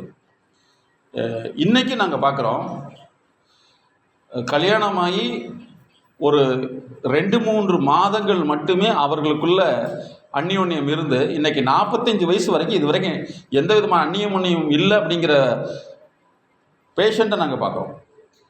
ஆனால் ஆக்சுவலாக பேஷண்ட்டுக்கு உடல் நோய் கிடையாது, அவங்க வந்து யார்கிட்டையுமே விலகலோடு வாழக்கூடிய மனிதர்களை பார்க்குறோம். பெண் குழந்தைகளுக்கு ஏன் அவசியம்னா, ஒவ்வொரு பெண் குழந்தை வந்து நம்ம வளர்த்துறது வந்து அந்த பெண்ணுக்கு தகுந்த மாதிரி உலகத்தை மாற்றி அமைச்சிருப்போம். ஆனால் அந்த பெண் அங்கே போகையில் அவங்க எப்படி டீல் பண்ணுவாங்கன்னு உங்களுக்கு தெரியாது இல்லையா? சாதாரணமாக சிலர் வந்து இந்த சாப்பாட்டில் வந்து குழம்பு ஊற்றுறது முதற்கொண்டு எடுத்துக்கலாம். சில வீட்டில் குழம்பு எங்கே எப்படி ஊற்றுவாங்க, சாப்பாட்டை போட்டு நடுவில் போடுவாங்க இல்லைங்களா?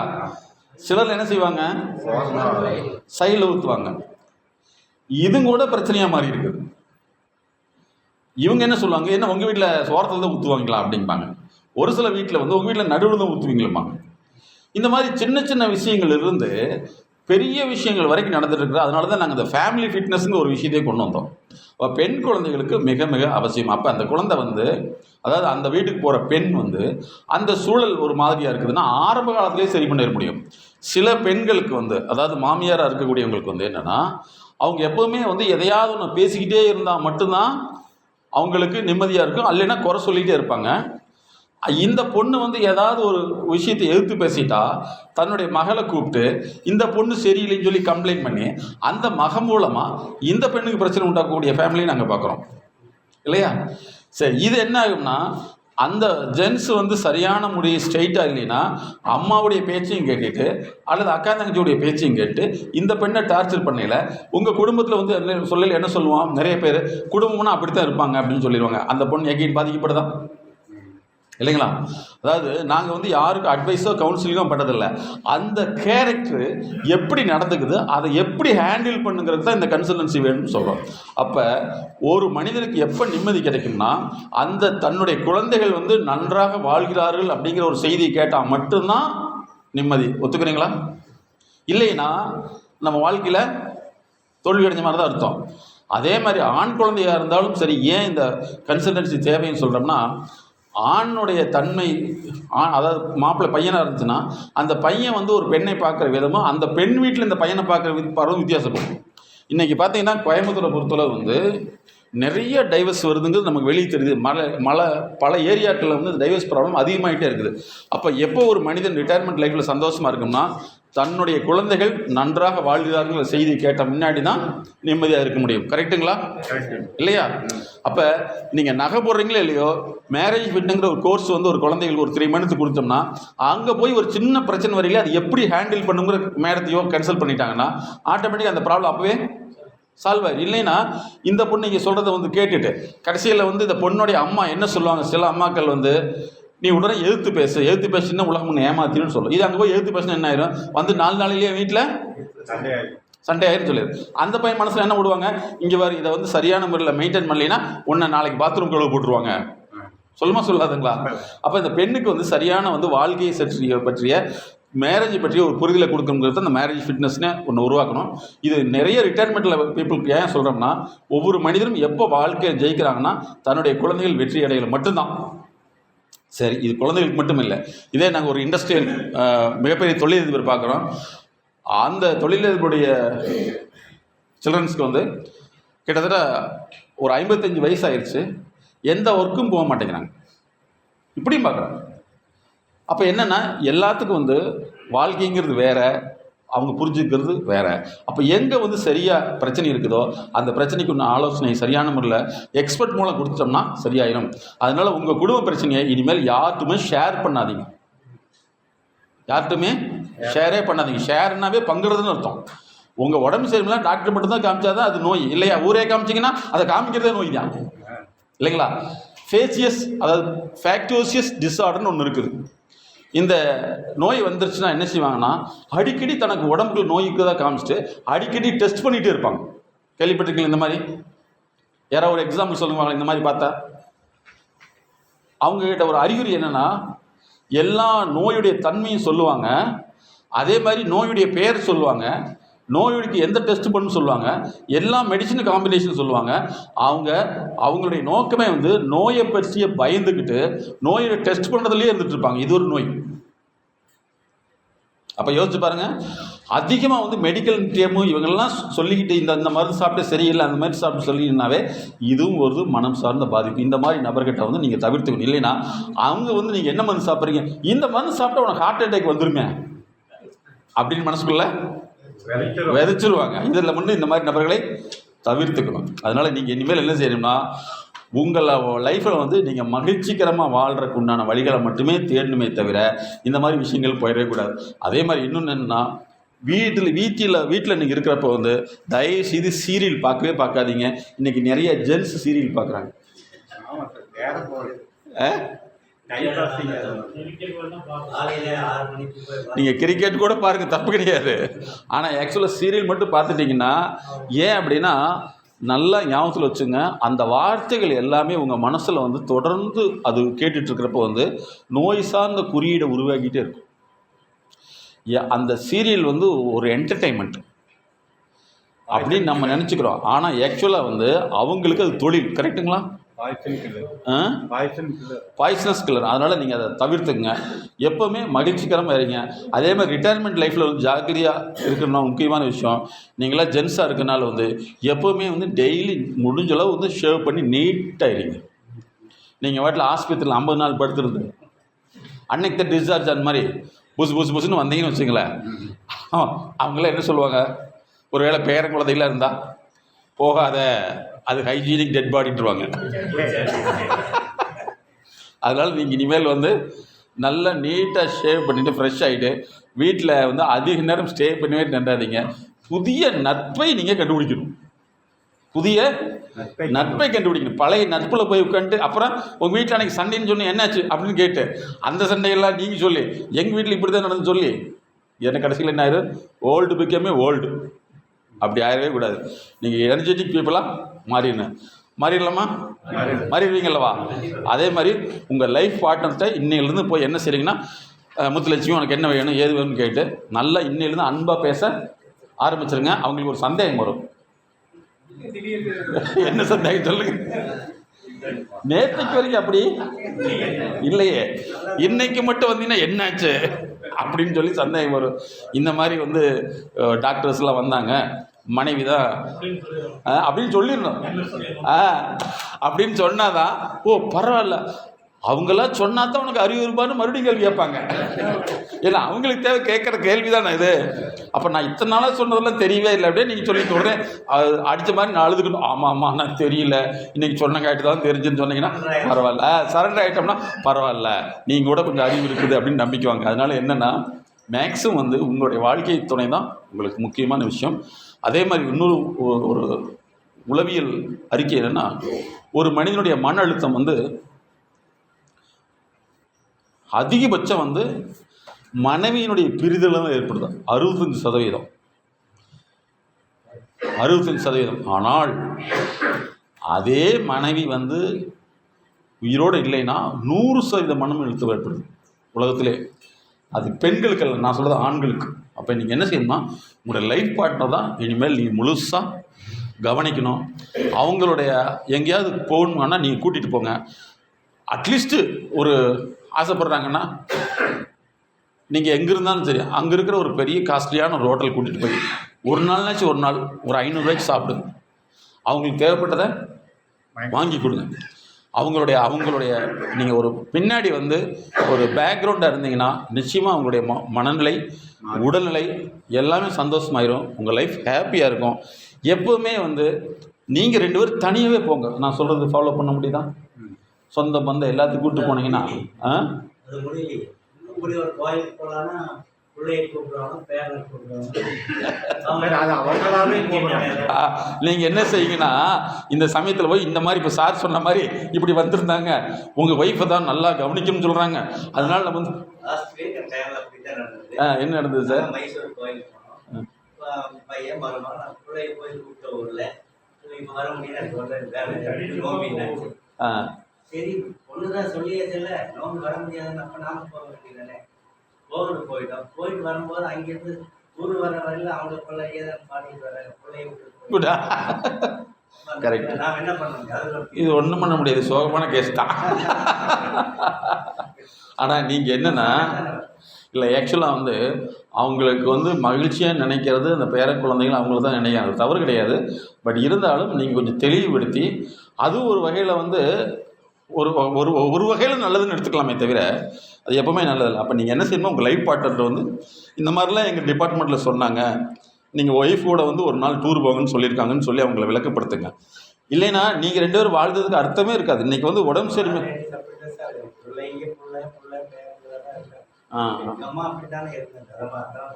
அதான் கரெக்டு தான்.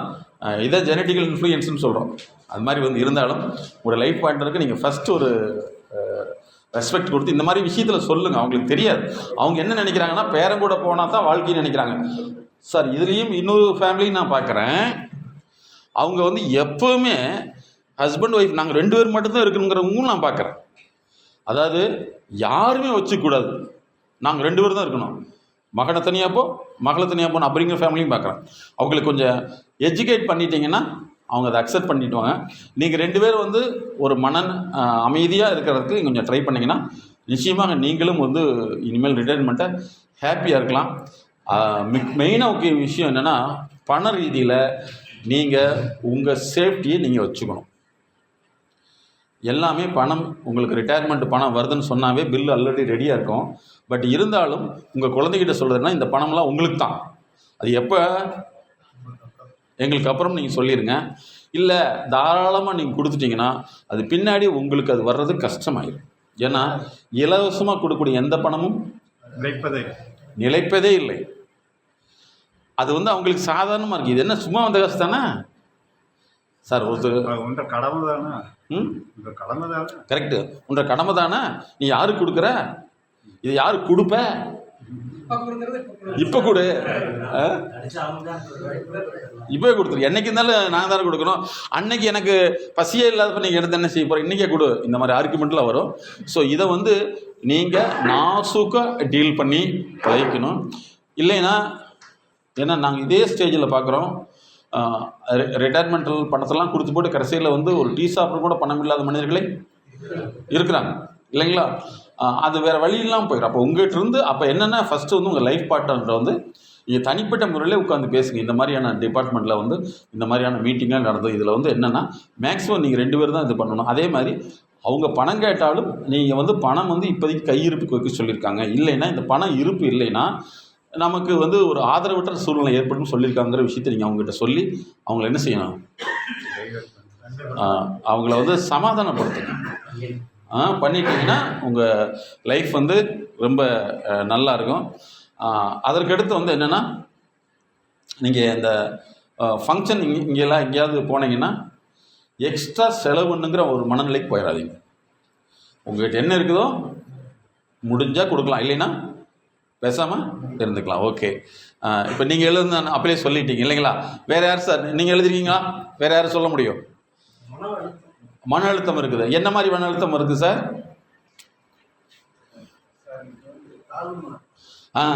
Very good. அதாவது நீங்கள் வந்து ஆரம்ப காலத்தில் வந்து உங்களுடைய கஷ்டத்தை புரிஞ்சுக்காமல், உங்கள் சூழ்நிலையை புரிஞ்சுக்காமல் நிறைய உங்களை தாக்குதல் பண்ணியிருப்பாங்கன்னு நினைக்கிறேன். உங்களை வந்து மன ரீதியில் வந்து உங்களை வந்து சிலர் வந்து அட்டாக் பண்ணியிருப்பாங்க. எப்படின்னா வார்த்தைகளால். அந்த மாதிரி இருக்கையில் வந்து நமக்கு வந்துடும். சில சமயங்களில் வந்து நம்ம குடும்ப சூழ்நிலையிலே வந்து என்ன செஞ்சுருப்பாங்கன்னா நம்மளை அப்படி பழக்கியிருப்பாங்க. நீ எல்லாம் அங்கே போனால் உன்னை மதிக்க மாட்டாங்க, நீ எல்லாம் அங்கே போனால் மதிப்பு இல்லாமல் போயிடும் அப்படின்னு சொல்லிடுவாங்க. நீங்கள் இனிமேல் என்ன செய்யுங்கன்னா எல்லாட்டும் வந்து ஃப்ரீயாக பேசுங்க. இந்த கடன் மாதிரியான வார்த்தைகள் வந்துச்சுன்னா அதை தவிர்த்துருங்க. தண்ணிட்டு எப்பவுமே உங்களுக்கு தொடர்ந்து வந்து மனசுக்குள்ள ஒரு விஷயம் வந்துக்கிட்டே இருக்குன்னா நீங்கள் தனிப்பட்ட முறையில் ஆலோசனை எடுத்துக்கிட்டால் தான் அதுலேருந்து நீக்க முடியும். இல்லைன்னா அது மனசுல குறைஞ்சிக்கிட்டே இருக்கும். சில நேரங்களில் வந்து குற்ற உணர்வு ஏற்படும், அந்த மாதிரி இருக்கும். அதோடு சேர்ந்து இன்னொரு செய்தி என்னென்னா, உங்களுடைய வாழ்க்கையில் வந்து உங்களுடைய குழந்தைகளுக்கோ அல்லது பெண்ணாக இருக்கலாம் மானாக இருக்கலாம், சில நேரங்களில் வந்து மேரேஜ் தள்ளி தள்ளி போகும். நீங்கள் நல்லா பார்ப்பீங்க, அந்த இடத்துல கிடைக்காம இருக்கும். அந்த மாதிரி சமயங்களில் வந்து நீங்கள் வந்து மனசில் வந்து அழுத்தப்படுத்திக்க வேண்டிய அவசியமே இல்லை. அந்த மாதிரி அழுத்தம் வந்துன்னா அது மேடத்துடைய நம்பர் கொடுத்துருக்க ஒரு கன்சல்டன்சி எடுத்துகிட்டு நீங்கள் அந்த பெண்ணுக்கு அல்லது ஆணுக்கு உண்டான திருமணத்துக்கு உண்டான முயற்சிகளை பண்ணுமே தவிர அதற்காக நீங்கள் மன ரீதியில் பாதிப்பை ஏற்படுத்திக்க கூடவே கூடாது. ஏன் அப்படின்னா பல பேர் வந்து இந்த பணத்தை வந்து கையகப்படுத்துறதுக்காகவே வந்து நிறைய கவர்ச்சிகரமான திட்டங்களை அறிவிப்பாங்க உங்களுக்கு. அதில் நிறைய பேர் பாதிச்சிருக்காங்க. அந்த மாதிரி இல்லாமல் உங்களுடைய மன அழுத்தத்தை தாழ்வு மனப்பான்மை வருது அப்படின்னா நீங்கள் பாதிச்சிருக்கீங்க, அல்லது இது வரைக்கும் உங்கள் பாதிப்பை மறைமுகம் ஏற்படுத்திட்டு இருக்காங்கன்னு அர்த்தம். அதுலேருந்து வெளியில் வந்துடலாம். ஓகே, அடுத்தது சார் வேறு எழுதினோமா சொல்லலாம். சரி, அடுத்த கேள்வி. உங்கள் வாழ்க்கையில் வந்து எதையாவது மிஸ் பண்ணிட்டேங்கன்னு தோணுதா? ஏதாவது எனக்கு வந்து நான் இப்படிலாம் வாழணும்னு நினச்சேன், அப்படிலாம் வாழ முடியலைங்கிறது ஏதாவது மனசுக்குள்ளே வந்து ஒரு உறுத்தல் இருக்கா? வந்துருச்சு, ஓடிடுச்சு, அதே பழக்கமாயிடுச்சு, அதனால பழக்கத்தில் எல்லாம் மறந்து போச்சு. ஓகே, வேறு ஏதாவது உங்களுக்கு அப்படியே தோணுதா இந்த சைடு உள்ள உங்களுக்கு? இல்லவே இல்லை. ஓகே. சிலருடைய உடம்புல வந்து ஏதாவது ஒரு அதிர்ச்சியான விஷயங்கள் கேட்டால் உடனே வந்து பார்த்தீங்கன்னா ஒரு டாய்லெட் சென்சேஷன் வந்துகிட்டே இருக்கும். வெளியில் போகணுன்னாவே வந்து பாத்ரூம் வரும், யூரின் வரும். இந்த மாதிரியான ப்ராப்ளம்லாம் இது வந்து ஆக்சுவலாக மன அதிர்ச்சியினால் வரக்கூடியதுங்கிறது நீங்கள் தெரிஞ்சுக்கணும். ஓகேங்களா? வேறு யாருக்காவது வந்து சில சமயங்களில் வந்து தூக்கத்தில் வந்து நிறைய கனவுகள் மாதிரி வரும், அது உங்களுக்கு டிஸ்டர்ப் பண்ணும். இதெல்லாம் வந்து மன ரீதியான பிரச்சனைகள். அதை சரி பண்ணிட்டோம்னா அந்த ப்ராப்ளம் சால்வ் ஆகிடும். இப்போ மேடம் வந்து அந்த குழந்தைகள் சம்மந்தப்பட்டதும் பெரியவங்களுக்கு என்னென்ன பிரச்சனை இருக்கிறத அவங்களுக்கு ஒரு அறிமுகப்படுத்துவாங்க. இதிலிருந்து நீங்கள் வெளியில் வந்துடலாம். இப்போ அதிகமா வந்துருக்கிறதே பாத்தீங்கன்னா குழந்தைகள் பிரச்சனை தான் அதிகமா வந்துருக்கு.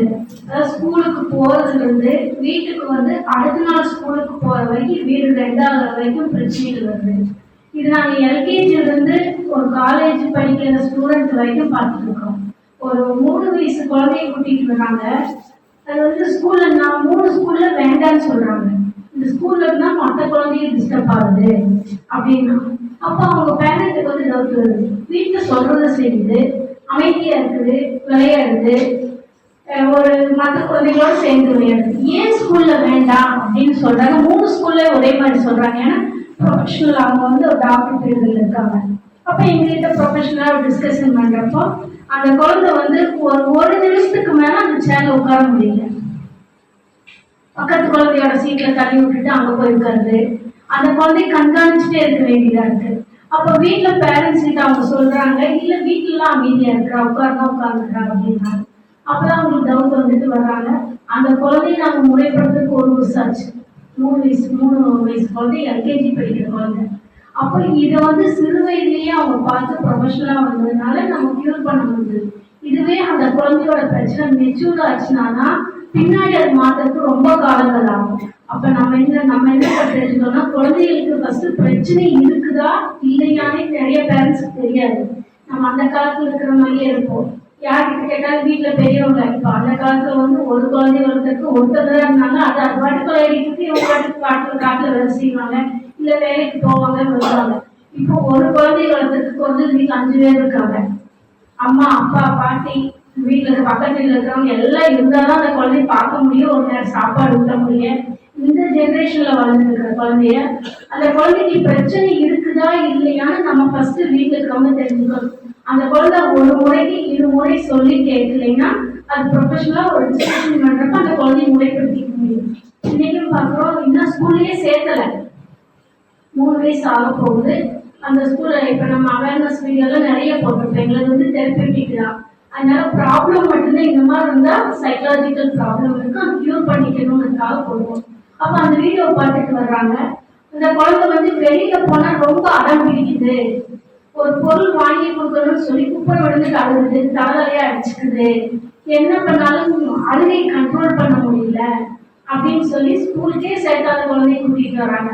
அப்ப அந்த குழந்தைய நாங்க நிறைய ஒவ்வொன்றா அந்த என்ன ப்ராப்ளம் அனலைஸ் பண்ணி தெரப்பியூட்டிக் பேரண்ட் அப்படின்னு சொல்ல முடியுமா, சிகிச்சை வழி பெற்றோர்கள் அந்த குழந்தை என்ன பண்ணுது வீட்டிலன்னு சொல்லி அப்சர்வ் பண்ணி ஃபோன்ல கன்சல்டிங் கொடுத்து அந்த குழந்தை கொஞ்சம் கொஞ்சமா முறைப்படுத்திட்டு வந்தோன்னே இப்போ வெளியில போனா அந்த குழந்தை நார்மலா விளையாடுது. அப்போ நம்ம சின்னதையே அனலைஸ் பண்ண முடியும். இதே மாதிரி அப்பா சார் சொன்ன மாதிரி தான் ஒரு 7th படிக்கிற ஏன் திருமணத்துக்கு முன்னாடி உளவியல் ஆலோசனை வேணும் அப்படின்னு சொல்றோம்னா, இப்ப நம்ம வீட்டுல வந்து நம்ம குழந்தைகள் வந்து நம்மளுக்கு ராணி, நம்ம தலையிலையும் தூக்கி வைப்போம், திட்டமும் செய்வோம். அது ஒரு சில நேரத்துல எடுத்து பேசும், இல்ல பல நேரத்துல ஏற்றுக்கும். ஆனா ஆப்போசிட்ல போறப்ப அதனால தாங்கிக்க முடியாது. ஒரு 7th படிக்கிற குழந்தைய பார்க்குறோம், ஸ்கூல்ல வந்து மிஸ் யூனிஃபார்ம் போடுற ஸ்கூல் இது, நீ இப்படி போட்டுட்டு வர வேண்டாம், ஸ்லீவ்லெஸ் வேணாலும் போட்டுக்கோ, ஆனா இந்த மாதிரி வராதேன்னு சொன்னா அந்த என்ன சொல்றாங்க, எதுனாலும் கம்ப்ளைண்ட் பண்ணலாம், தப்பு செஞ்சா சொல்லுங்க அப்படின்னு சொல்லி வளர்க்குறாங்க அந்த குழந்தைய. அந்த குழந்தை மிஸ் போய் பிரின்சிபல் கிட்ட கம்ப்ளைண்ட் பண்ணி அந்த ஸ்கூலை விட்டே நிறுத்துற அளவுக்கு போகுது. இந்த டீச்சர் இருந்தாதான பிரச்சனை, இவங்களுக்கு அனுப்பிச்சு விட்டு தான் முடிஞ்சதுங்கிற அளவுக்கு போய் அந்த ஸ்கூலை விட்டு போயிட்டாங்க இந்த டீச்சர். அப்போ அந்த குழந்தைகளோட வளர்ப்பு வந்து நம்ம நிறைய கவனிக்க வேண்டியது இருக்கு. அந்த காலத்துல இருந்த வளர்ப்புகள் வேற, இப்போ மீடியாங்கிற பேர்ல எல்லா வகையிலையும் பாதிப்பு அடையிட்டு இருக்குது குழந்தைகளுக்கு வளர்ப்பு. அதனால ஒவ்வொரு நாளுமே நம்மளோட குழந்தைகளோட வளர்ப்புக்கு நிறைய தேவைப்படுது. இப்போ அடுத்தது பார்த்தீங்கன்னா நம்ம வீட்டில் இருக்கிறப்ப நம்ம மகளோட குழந்தையோ மகனோட குழந்தையோ அவங்க என்ன திட்டுனாலும் ஏற்றுக்குவாங்க. நம்ம வந்து ஏன் உன் குழந்தை இப்படி உட்காருது, நல்லா உட்காரு, சம்பளம் போட்டுருக்காரு, கால் நேரம் நின்று அப்படின்னு சொன்னா அவங்க பெற்றோர்கள், அதாவது நம்ம மகனும் மருமகளும் அதை ஏற்றுக்கொள்ள முடியாது. உங்க அம்மா இப்படி சொல்லலாம், உங்க அப்பா இப்படி சொல்லலாம் அப்படின்னு அவங்க ஒரு பிரச்சனை சின்ன சின்னதா ஸ்டார்ட் ஆகுதுதான் குடும்பம் விலகுறளவு பிரச்சனைகள் வருது. அப்போ அந்த குழந்தையோட இது இருந்ததுன்னா நீங்க அந்த குழந்தைகிட்டயோ அவங்க பெற்றோர்கிட்டயோ டைரக்டா சொல்லவே வேண்டாம். ஏன்னா அட்வைஸோ அழுதோ சொன்னாலும் யாருமே ஏற்கக்கூடிய நிலை இந்த காலத்துல இல்லை. அதுக்கு இன்னொரு ஒரு எக்ஸாம்பிள் சொல்லணும்னா, ஒரு கார்பரேட் டிரைவிங் ஸ்கில் நாங்கள் வச்சிருக்கோம். இதுல ஸ்டடி பண்ணோம்னா சிக்னல் போட்டிருந்தா கூட ரைட் சிக்னல் நேராக போங்க, லெஃப்ட் சிக்னலுக்கு இவ்வளவு செகண்ட்ஸ் இருக்கும், அதுல மட்டும் நீங்க திரும்பினா போதும், அது வரைக்கும் வெயிட் பண்ணுங்க, லாஸ்ட் இந்த செகண்ட் தான் மூவ்மெண்ட் கிடைக்கணும். அது சிக்னலை பார்க்கறதுக்கும் அவங்களால முடியல, அனௌன்ஸ் பண்றதையும் கேட்க முடியல, அவங்க இஷ்டத்துக்கு போறாங்க, ஸ்ட்ரெயிட்டா வர்ற வண்டி வந்து ஆக்சிடென்ட் ஆகுது. அப்போ பார்க்கும் திறனும் குறையுது, கேட்கும் திறனும் குறையுது, செயல்படும் திறன் அவங்களுக்கு ஸ்பீடா இருக்கு. அதை முறைப்படுத்தினாலும் அவங்க நார்மலா இருக்க முடியும். இதே ஸ்பீட் தான் அவங்களுக்கு எல்லா இடத்துலயுமே இருக்கும். அப்போ ஸ்பீடா இருக்கிறத முறைப்படுத்தணும், ஸ்லோவா இருக்கிறதையும் முறைப்படுத்தணும்னா அந்த குழந்தை எங்கே போனாலுமே ஃபிட் ஆக முடியும். அடுத்தது பார்த்தீங்கன்னா, நம்மளோட உடலும் மனமும் நம்மளோட எண்ணங்களின் செயலின் அடிப்படையில் மட்டும்தான் இயங்கிட்டு இருக்கோம். இதுல யார் வந்து எது சொன்னாலுமே அதை அக்செப்ட் பண்ணாது. அந்த ஏற்றுக்கொள்ள முடியாத தன்மை தான் நமக்கு பாதிப்பா வருது. அந்த பாதிப்பு நம்மளுக்கு வராம இருக்கணும்னா நம்ம ஃபர்ஸ்ட் யார் எது சொன்னாலுமே அக்செப்ட் பண்ணிக்கோங்க. ஏன்னா எல்லாத்துக்குமே எல்லாமே தெரியும் நம்ம சொல்ல முடியாது. நம்மளுக்கு ஈஸியா தெரியும், அவங்களுக்கு அது என்னன்னே தெரியாது. நம்ம போய் விலைக்கு சொன்னா அந்த இடத்துக்கு சண்டை தான் வரும். இவங்களுக்கு எல்லாம் தெரிஞ்ச மாதிரி எங்களுக்கு சொல்ல வந்துட்டாங்க, இவங்கெல்லாம் சொல்லி நான் கேட்கணுமா அப்படின்னு ஒரு எதிர்வாதங்கள் அதிகமா எங்க வருதோ அங்கே நம்மளோட பேச்சை குறைச்சிட்டு நம்ம அமைதியா வந்துட்டோம்னா நம்ம உடல் மனம் ஆரோக்கியத்தோட இருக்கும். இதனால இனி ஒவ்வொரு நாளும் நம்ம மன நிம்மதியோடையும் மகிழ்ச்சியோடையும் வாழ்றதுக்கு 1000 வழிகள் இருக்கு. அதையும் நம்ம ஃபாலோ பண்ணி பார்த்து மற்றவர்களோட குறையை நம்ம கண்டுபிடிக்க வேண்டாம். அவர்கள் அப்படிதான் நம்ம முடிவு பண்ணிட்டு நம்ம வாழ்க்கையை நம்ம வாழ ஆரம்பிக்கணும். நம்மளோட குழந்தைகள் நம்மளை பார்த்து வாழ ஆரம்பிச்சுக்குவாங்க. நம்ம சொல்லி கொடுக்கறதுனால அட்வைஸ் பண்றதுனால குழந்தைகள் மாற மாட்டாங்க. அப்போ அதுக்கு வழிகாட்டுலாம் ஃபர்ஸ்ட் நம்ம டெவலப் ஆயிட்டோம்னா போதும். Okay, thank you sir. இனிமேல் வந்து உங்கள் குடும்பத்துக்குள்ளே ஒருத்தர் வந்துட்டாங்க கூட, அதாவது மகன் வடிவிலையோ மருமகள் வடிவிலையோ வந்தாலும் அவங்ககிட்ட வந்து நடத்தை மாறுபாடு இருந்துச்சுன்னா அவங்ககிட்ட நேரடியாக அட்டாக் பண்ணாமல் நீங்கள் சரியான ஒரு கன்சல்டன்சி எடுத்து அவங்க அணுகுமுறையை நீங்கள் சரியானவங்களை அணுகு பண்ணிங்கன்னா அவங்க உங்கள் குடும்பத்தில் வந்து ஒரு நல்ல உறுப்பினராக மாறிக்குவாங்க. எப்போவுமே வந்து இன்றைய சூழ்நிலையில் வந்து யார்கிட்டையுமே வந்து இப்போ நீங்கள் கொஞ்ச நேரத்துக்கு முன்னாடி சொன்ன மாதிரி பழகிறதுக்கு தயக்கம் இருக்குது, எப்படி வந்து ஏதாவது சொல்லிவிடுவாங்கன்னு பயம் இருக்குதோ, இதே மாதிரி அவர்கள் வளர்க்கப்பட்டிருக்கலாம். அல்லது யார் சொன்னாலும் நான் கண்டுக்கவே மாட்டேங்கிற மாதிரி கூட வளர்க்கப்பட்டிருக்கலாம். 2 நிலையிலும் இருக்கும். அப்போ அவங்கள நம்ம புரிஞ்சுக்கிறதுக்கும் அவங்கள நம்மளுடைய குடும்ப நபராக மாற்றுறதுக்கும் குடும்பத்தை உறுப்பினராக மாற்றுறதுக்கும் மிக அவசியமான ஒன்று தான் இந்த உளவியல் ரீதியில் ஆலோசனை அப்படிங்கிறது நீங்கள் தெரிஞ்சுக்கிட்டால் போதும். ஓகேங்க சார். ஓகே, இப்போ என்னென்னா உங்கள் வாழ்க்கை சம்மந்தப்பட்ட சந்தேகங்களை ஏதாவது இருந்தால் நீங்கள் கேட்கலாம். அல்லது ஏதாவது ஒரு பிரச்சனைகளோ அல்லது ஏதாவது வந்து நமக்கு புரியாத விஷயங்களோ அது உங்களுக்கு சிரமமாக மனசில் உறுத்தலாக இருக்குன்னா அதை பற்றி கேட்கலாம். எனக்கு அடிக்கடி சொல்கிறது உண்டு, மாணவர்கள் கூட இப்படி தோணக்கூடாதுங்கிறதுக்காக தான் வந்து கேள்வியும் அவங்க கொடுத்துட்றாங்க, பதிலும் அவங்க கொடுத்துட்றாங்க. அதனால தான் அவங்களால வந்து சொந்தமாக எந்த விஷயமே செய்ய முடியாது இல்லையா? அதுக்கு தான் கோனார் தமிழ் வரையும் சொல்லிட்டு இன்றைக்கி ஐஏஎஸ் படிக்கணுமா அது டியூஷன் போங்கிறாங்க, சிஏ படிக்கணுமா டியூஷன் தான் போகிறாங்க. அதை டியூஷன் போகிற ஒரு ஐஏஎஸ் படிச்சிருக்காரான்னு தெரிய மாட்டேங்குது இல்லையா? அதுதான் மனநிலை ரொம்ப மோசமாக இருக்குது. சரி, ஓகே, இப்போ உங்கள் நோட் எடுத்துங்க சார். நோட்டில் வந்து இப்போ ஒரு 2, அதாவது நோட்டை வந்து 2ஆக பிரிச்சுங்க. பிஃபோர் எம்எஸ்கே, அது எம்எஸ்கே ப்ரோக்ராமுக்கு முன்னாடி, எம்எஸ்கே ப்ரோக்ராமுக்கு பின்னாடி அப்படி போட்டுங்க. இப்படி போட்டுங்க. அவங்க நோட்டு கொடுங்க சார். இந்த மாதிரி 2ஆக பிரிச்சுங்க.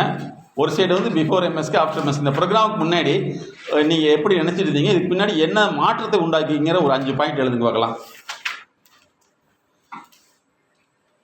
இதுக்கு முன்னாடி நீங்கள் என்னதெல்லாம் நினச்சி வச்சுருந்தீங்க, இதுக்கப்புறம் எப்படி நீங்கள் வந்து வளர்ச்சிக்கான மாற்றமாக நீங்கள் உருவாக்கியிருக்கீங்க.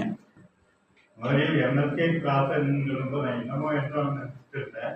ஆனால் இதுதான் இப்படி கவுன்சிலிங்கிறது எனக்கு தெரியாது. இப்போ தெரிந்து கொண்ட விதத்தில் பார்க்கும்போது மற்றவர்களை எப்படி பழகிறது, எப்படி நடந்து கொள்வது, சமுதாய ஆளுகள் கூட எப்படி நாம நடந்துக்கணும், மகன் கூட எப்படி பழகணும், பேர குழந்தை கூட எப்படி பழகணும் என்பதை பற்றியெல்லாம் நான் தெரிஞ்சுக்கிட்டேன். இப்போ இவருக்கு தெரியாம இருந்திருந்தா நான் பழைய மெத்தட்லயே நீங்க சொல்ற மாதிரி அர்த்தமாவே அழைச்சிட்டு நான் தெரிஞ்சு என் அப்பா எனக்கு சொல்லிக் கொடுத்ததான் நான் நம்ம எப்படி சொல்லிக்கிறேன். ஆனா இனிமேலாவது இந்த காலம் முடிந்த வரைக்கும் எனக்கு எப்படி நடந்துக்கணும் என்ற விதத்தை இதன் மூலம் இந்த காலம் மூலம் தெரிஞ்சுக்கணும். நன்றி நன்றி நன்றி. சூப்பர், கைதட்டுங்க எல்லாமே. இதில் உங்களுடைய குழந்தைகள் படிப்பு சார்ந்த பிரச்சனைனா இருக்கட்டும், நான் சொல்கிறத கேட்டுங்க.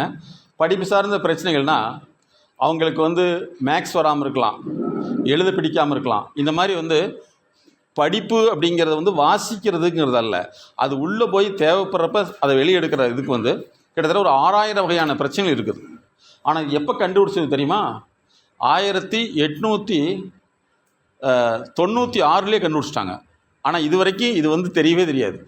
உங்கள் பையன் படிக்கலை, அதிக மார்க் எடுக்கலைங்கிறது அவன் சார்ந்த பிரச்சனைங்கிறத எப்போ அந்த காலத்திலே கண்டுபிடிச்சிட்டாங்க. சரிங்களா?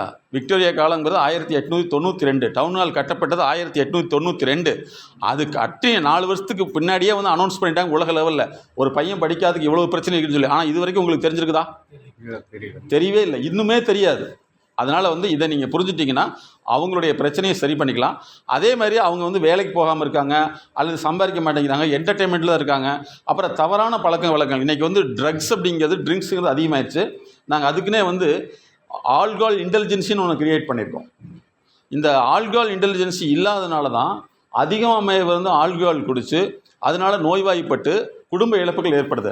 அப்போ அவர்களை நம்ம ஆலோசனைக்கு அடித்தாலோ ட்ரீட்மெண்ட்டுக்கு அடித்தாலோ வரமாட்டாங்க. அவர்களுக்கு எப்படி வேலை செய்யும்னா அறிவு நிலை, தான் குடிக்கிறதுக்கு ஒரு நியாயமான காரணத்தை கண்டுபிடிச்சி அதை சொல்லிக்கிட்டு தப்பிச்சுட்டே இருப்பாங்களே தவிர வெளியில் வர மாட்டாங்க. அப்போ அவங்கள மாற்றுவதற்குண்டான முயற்சி தான் எடுத்துக்கணுமே தவிர அவங்கள போய் நம்ம அட்டாக் பண்ணக்கூடாது. அப்போ அவங்கள அணுகுமுறையை மாற்றி நீங்கள் அதை ட்ரீட்மெண்ட்டு கொண்டு வரையில் தான் நீங்கள் நிம்மதியாக இருக்க முடியும். பையங்க இன்றைக்கி என்ன அளவுக்குன்னா எல்லா இடத்துலையுமே சொல்லிக் கொடுக்குறது அட்வைஸ் பண்ணால் கேட்காதுன்னு சொல்லிட்டு வர்றாங்க. ஆனால் இனிமேல் அட்வைஸ் வாங்குறதுக்கு பல லட்சங்கள் செலவு பண்ணி ஆகணும், அந்த சூழ்நிலை வந்துருச்சு இல்லைங்களா? Very good. அடுத்தது சொல்லுங்கள் சார். சார், நான் உங்கள் கிட்ட கேட்குற ஒரே முறை, இத்தனை கிளாஸ் எடுக்கிறீங்க, இப்போ நவீன காலமாக சூசைடு அதிகமாக இருக்கிறதுக்கு இந்த ஆன்லைன் ரம்மி அது ஒரு காரணமாக இருக்குது. அதுக்கு ஏதாவது ஒரு பயிற்சி கொடுத்தா சார்? நாங்கள் கொடுத்துட்டு வர்றோம். நாங்கள் சர்வதேச லெவலில் இந்த மாதிரி செய்தியை போட்டோம்னா அந்த கம்பெனிக்காரன் எடுக்க சொல்லி எங்களுக்கு மெயில் போடுறான். மெயில் பண்ணுறா, பிளாக் பண்ணுறா, இது போடாதீங்கிறான். அதுக்காக நாங்கள் என்ன செய்கிறோம்னு சொன்னால் நிறைய இந்த மாதிரி உங்கள் மாதிரி செய்திகளை சொல்கிறோம். அதாவது டிஜிட்டல் அடிக்ஷனே வந்துருச்சு. இன்றைக்கி செல்ஃபோனில் அடிக்ட் ஆகினாங்கிறாங்க. அதிலிருந்து மாற்றிக்கிறதுக்கு நாங்கள் டிஐஜினே வச்சுருக்கோம், டிஜிட்டல் இன்டெலிஜென்ஸ் ஜீனியஸ்னே வச்சுருக்கோம். குழந்தைகள்ந்து பெரியவங்க வரைக்கும். சார் ஒரு நல்ல சமூக எண்ணத்தோடு சொல்கிறீங்க. அடுத்து சார் நீங்கள். NSK life time foundation doctor sir Priya மேடத்துக்கும் டாக்டர் சாருக்கும் நன்றி. நீங்கள் வந்ததுனால நல்ல நல்ல தகவல்களை நல்லா தெரிஞ்சுக்கிட்டேன். நானும் அன்றும் இன்றும் எப்போவுமே என் மனைவியினுடைய சொல்படியும் நண்பர்களின் ஒவ்வொரு ஆலோசனைப்படியும் நல்ல குணங்கள் படைத்த பெரியோர்களின் சொல்படியும் கேட்டு எல்லாமே செஞ்சது தெளிவாக இருக்கிறீங்க. இனிமேலும் வரும் காலங்களிலும் என்னுடைய மனைவி சொல்படியும் எல்லா பெரியவர்களுடைய சொல்படியும் நடந்து நல்லா எல்லாருக்கும் நல்லா கொடுத்து நானும் நல்லா குடும்பத்தோடு இருப்பேன். வரும் காலங்கள் என் மனைவி எங்கேயுமே அதிகமாக கூட்டிகிட்டு போனது இல்லைங்க. இனிமேல் எல்லா பக்கமே கூட்டிகிட்டு போய் சந்தோஷமாக என் மனைவி நிச்சயம் போடுங்க. நன்றி. நன்றி. அப்போ கூட்டிகிட்டு போகிறவங்களாம் எங்களை நினச்சிக்குவீங்க. Very good sir. அடுத்து நீங்கள் சொல்லிட்டு அந்த சொன்னீங்க, மாட்டவே மாட்டேன். என்ன தகவல் சொல்லுங்க. குடும்பம் ஃபர்ஸ்ட் வேற, அப்புறம் தான் குடும்பம். அப்படித்தானே இதுவரையும் இல்லை. குடும்பத்தை பார்த்துக்க போகிறீங்க. Very good, very good. Thank you, thank you sir. Thank you, very good. முக்கியமான மேடம் தான் சொன்னாங்க. ஏற்றி இப்படி சொன்னால் சொல்ல முடியாது. நம்ம சொன்னால் மருமகன் நீங்கள் சொல்லக்கூடாதுங்க. நீங்கள் அதை செய்யக்கூடாது, சாப்பிட்டு போகக்கூடாது, இது சாப்பிட்டு போகக்கூடாது அப்படின்னு சொல்கிறாங்க. அது எங்கள் வீட்டில் கொஞ்சம் மனம் பாதிக்கும். அவை அந்த சொல்லி கேட்கறது எத்தனை குழந்தைய அவை குழந்தைய பேரனால பேசிதான் அவை குழந்தைய அவை கவனிப்பாங்க. ஆனால் நாம சொன்னால் அது கேட்கறது செய்வாங்க. அதான் நாங்கள் நீங்கள் கொடுக்குறாங்க உங்கள் பிள்ளைங்க நாங்கள் செய்வோம் அப்படின்னா அதை மாற்றுறதுக்கு நானும் வழிகளை very good very good very good. பாருங்க எவ்வளோ பெரிய சேஞ்சஸ் சொல்லிக்கிட்டேன். இப்போ நான் மனைவியோட நான் முதல்ல எப்போவுமே வேலை தான் முக்கியம்னு இருக்கும். மற்ற குடும்பம் ரெண்டாவது முதல்ல வேலை அப்படின்னு இருந்திருக்கும். இப்போ சொன்னேன் அது மனைவி இருந்தாலும் மனைவி எங்கே வேணாலும் பார்க்க முடியாது. அவர் வேணாலும் போகணும், அவர் காசு அமைக்கணும் கொண்டு இருந்தாங்க.